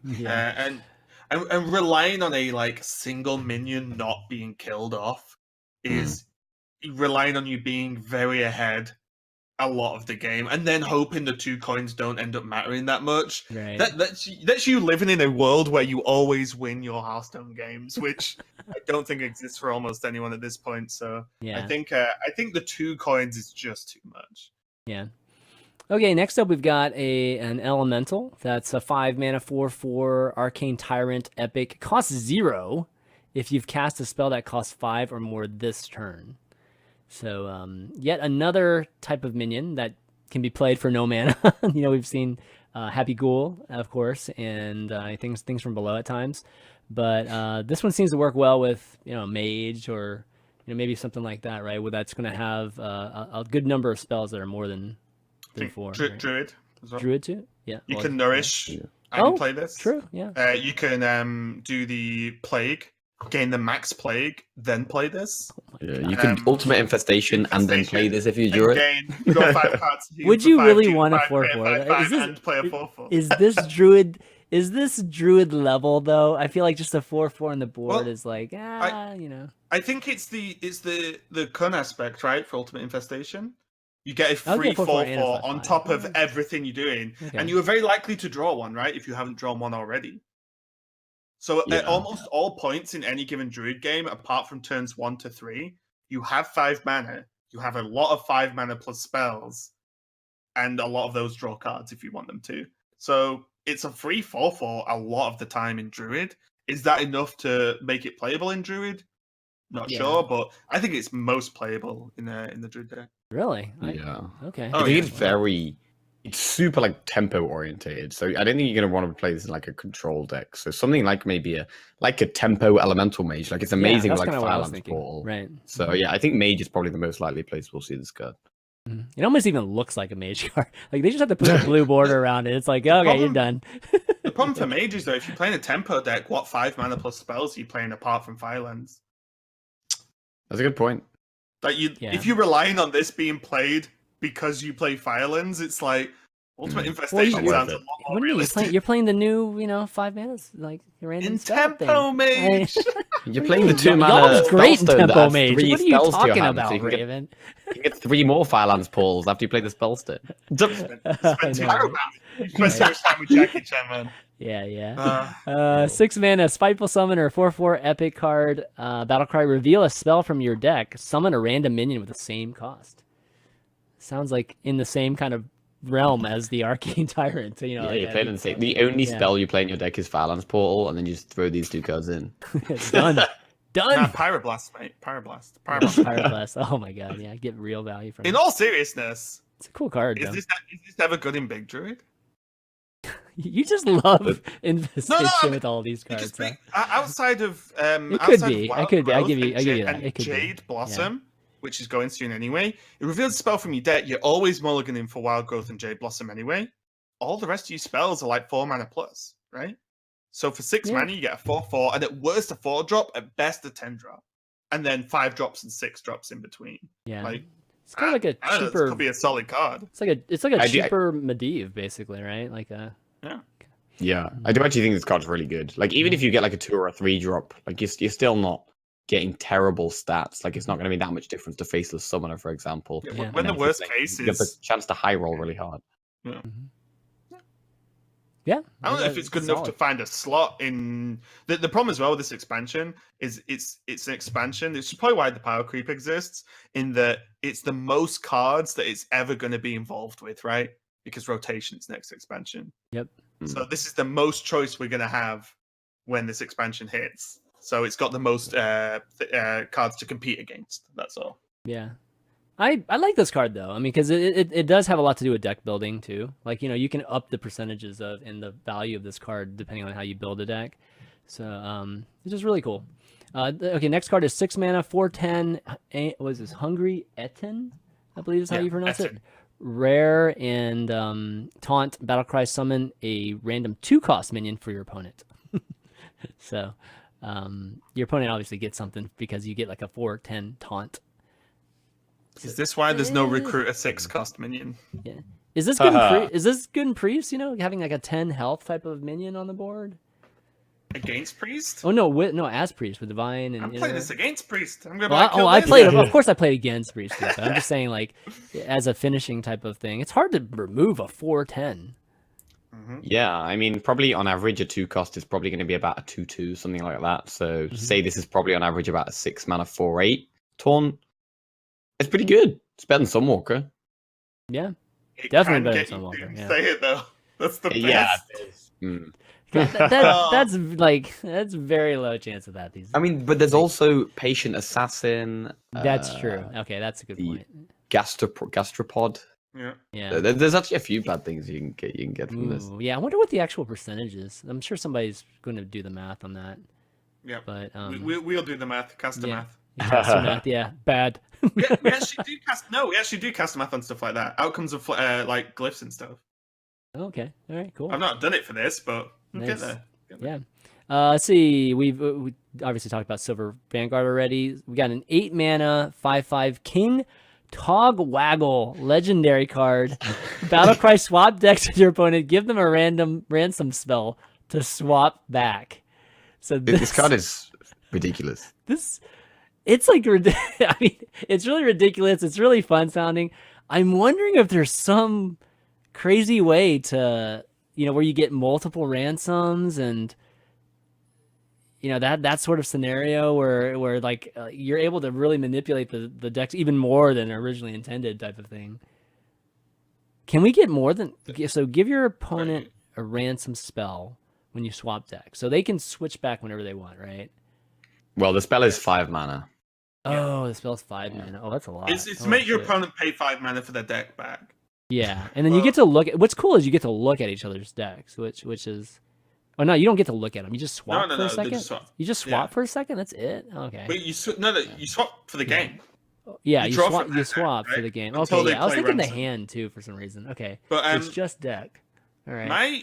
My issue with this card, when I first read it, if you ever read a card and just imagined what the text said instead of actually reading it, I do that all the time. Yeah. And it's like, I thought this was put a ransom spell in your opponent's deck then, right? So they have to draw the ransom to get it back. And I was like, this card is insane. And I was like, they could just pay 5 mana to reset and just, flick it all back again. I get the 5 mana cost, but you be 8 mana 5/5, make your opponent pay 5, but you would just be too crazy though. So that would make for ridiculous games though. Jackie would love it. It would be fun as hell to watch. The problem for me is you don't even get to draw a card, right? They can pay 5 mana, and you. I know that's the problem, right? Whereas if it was in your deck, yeah. Oh, I didn't realize it was imagine 5 mana. The hand as well, though. That'd be pretty cool. Yeah. I was thinking it would swap your hand because at least you could get information, right? That's like an additional value. That's what I mean. Like if you play it and then they just ransom. Like so what, right? Nothing really happened at that point. Yeah. You played a low value card to make them match you, and then you carry on the game. It's like you both need to go to the bathroom or something for a break. They're trying to get co-op Tavern Brawl into the standard. We'll pass this turn. Okay, no problem. I'll pay my ransom. Good job. Sure. And let's carry on. It's like what? If it was in the deck, it'd be so funny. All right. Well, maybe some good YouTube videos for whatever. When two people are like totally game for like making up a crazy scenario. But the last one we've got here, or second to last one we got here, is 8 mana, 4/7 Grand. What is this? Archivist. Archivist. Epic. At the end of your turn, cast a spell from your deck. Targets chosen randomly. Yeah. Okay. I love this card. You love this card? Yeah. Oh my god. Oh, yeah. Interesting. Okay. At the end of your turn, it's like Rag. Like right. Just cast Pyro to your opponent's face. Problem solved. Well, Yeah. I I mean, don't think it uses the spell, right? It doesn't use it up. It just casts it. oh, I don't know. Is that true? I don't know. Oh. It says cast a spell from Yeah. your deck. I don't know Okay. if it uses it or not. Oh, I don't okay. think it uses it. That's good. This is a guess. Yeah, I don't know. Yeah, because if it does, is the card actually just better? Because you get a free cast. Targets choose randomly. That's not like enemy targets chosen randomly, right? It can be your face too, It's- right? it's Yeah, it not- can be your face. it's Yeah. Yeah. Okay. But all I'm talking about is, the advantage of spells that don't only have friendly effects, right? Flame Yeah. Strike. At the end of your Yeah, we turn, talked about this. play a earlier, 4/7 exactly. and create a Flame Strike. Like, seems Yeah. good. Mhm. And things like that. I think the card is actually super cool. It's a good Okay. stat line. It's reasonable for what it does. I actually quite like this card. Whether it's going to be good, I don't know, but I think it's pretty cool. Yeah, I mean, another thing about it is that it does. You do have to actually kill it. Like, if you don't kill this card, then they're going to cast It's gonna another keep doing spell it, the yeah. turn after. So it does have like unlimited value essentially. Like This so- is way cooler than fucking King Tog Wog. Toggle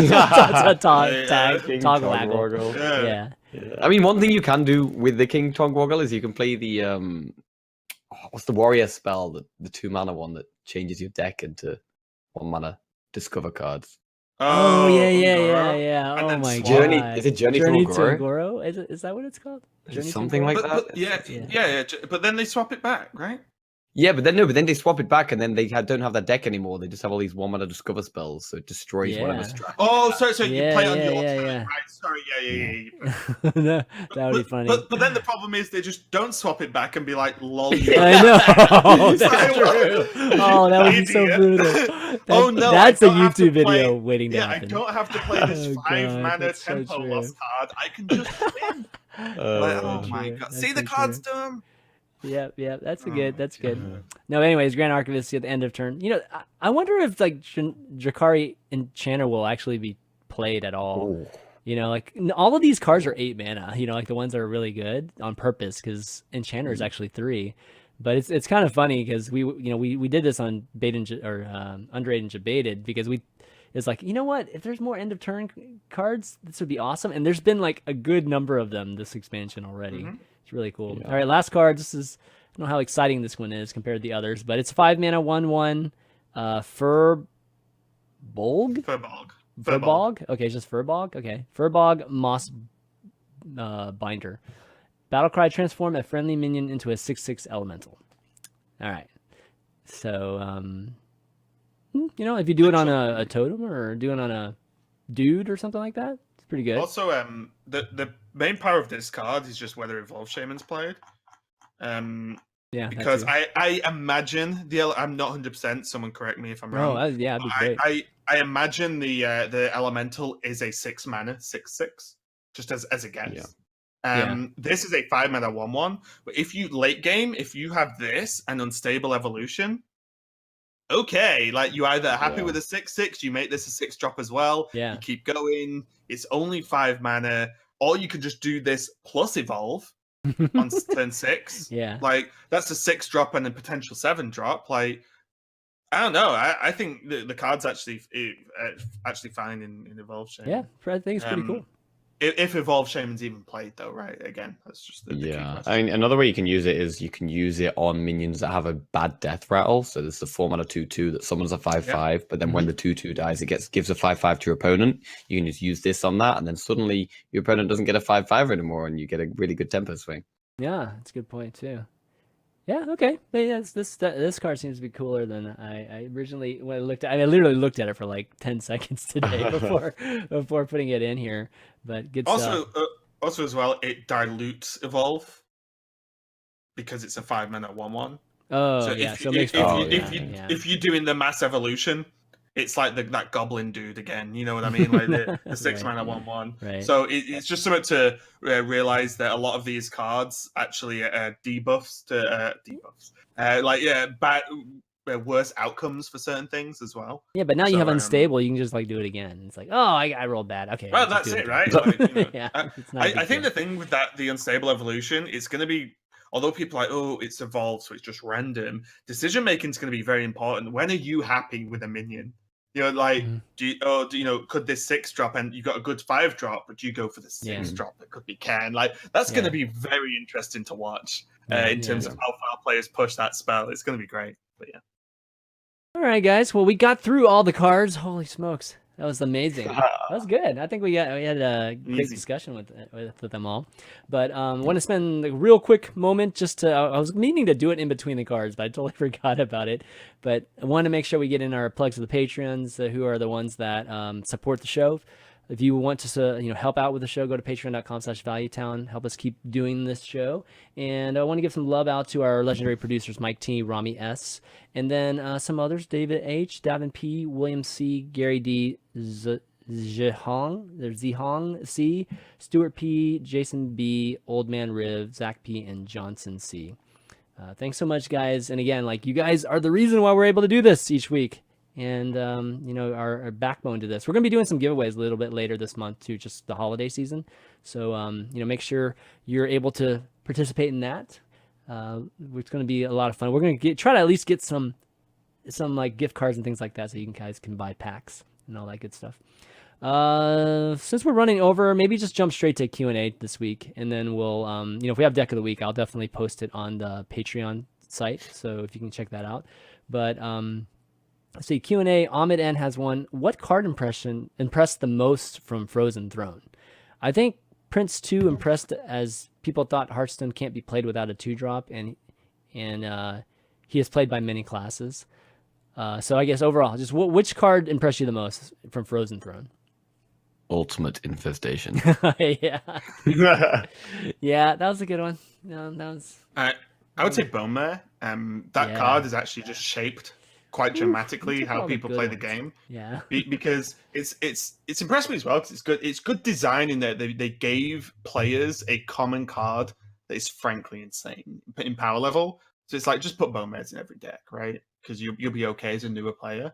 Yeah. But that singular card is so strong, it defines how you play your turn 6 into 7. Every single time. Yeah. Like, you literally have to always be like, but what about Bone Mare? Because the card is simply that good. So that was kind of nutty for just a common card that was just, neutral common card. Yeah. Those are probably 2 of the cards that were rated the highest pre-expansion, and they kept to it. So that says a lot about just how good those cards are. Yeah, for me, I don't know. Just, I think all the DKs were impressive. Like, if I were to pick one... Yeah.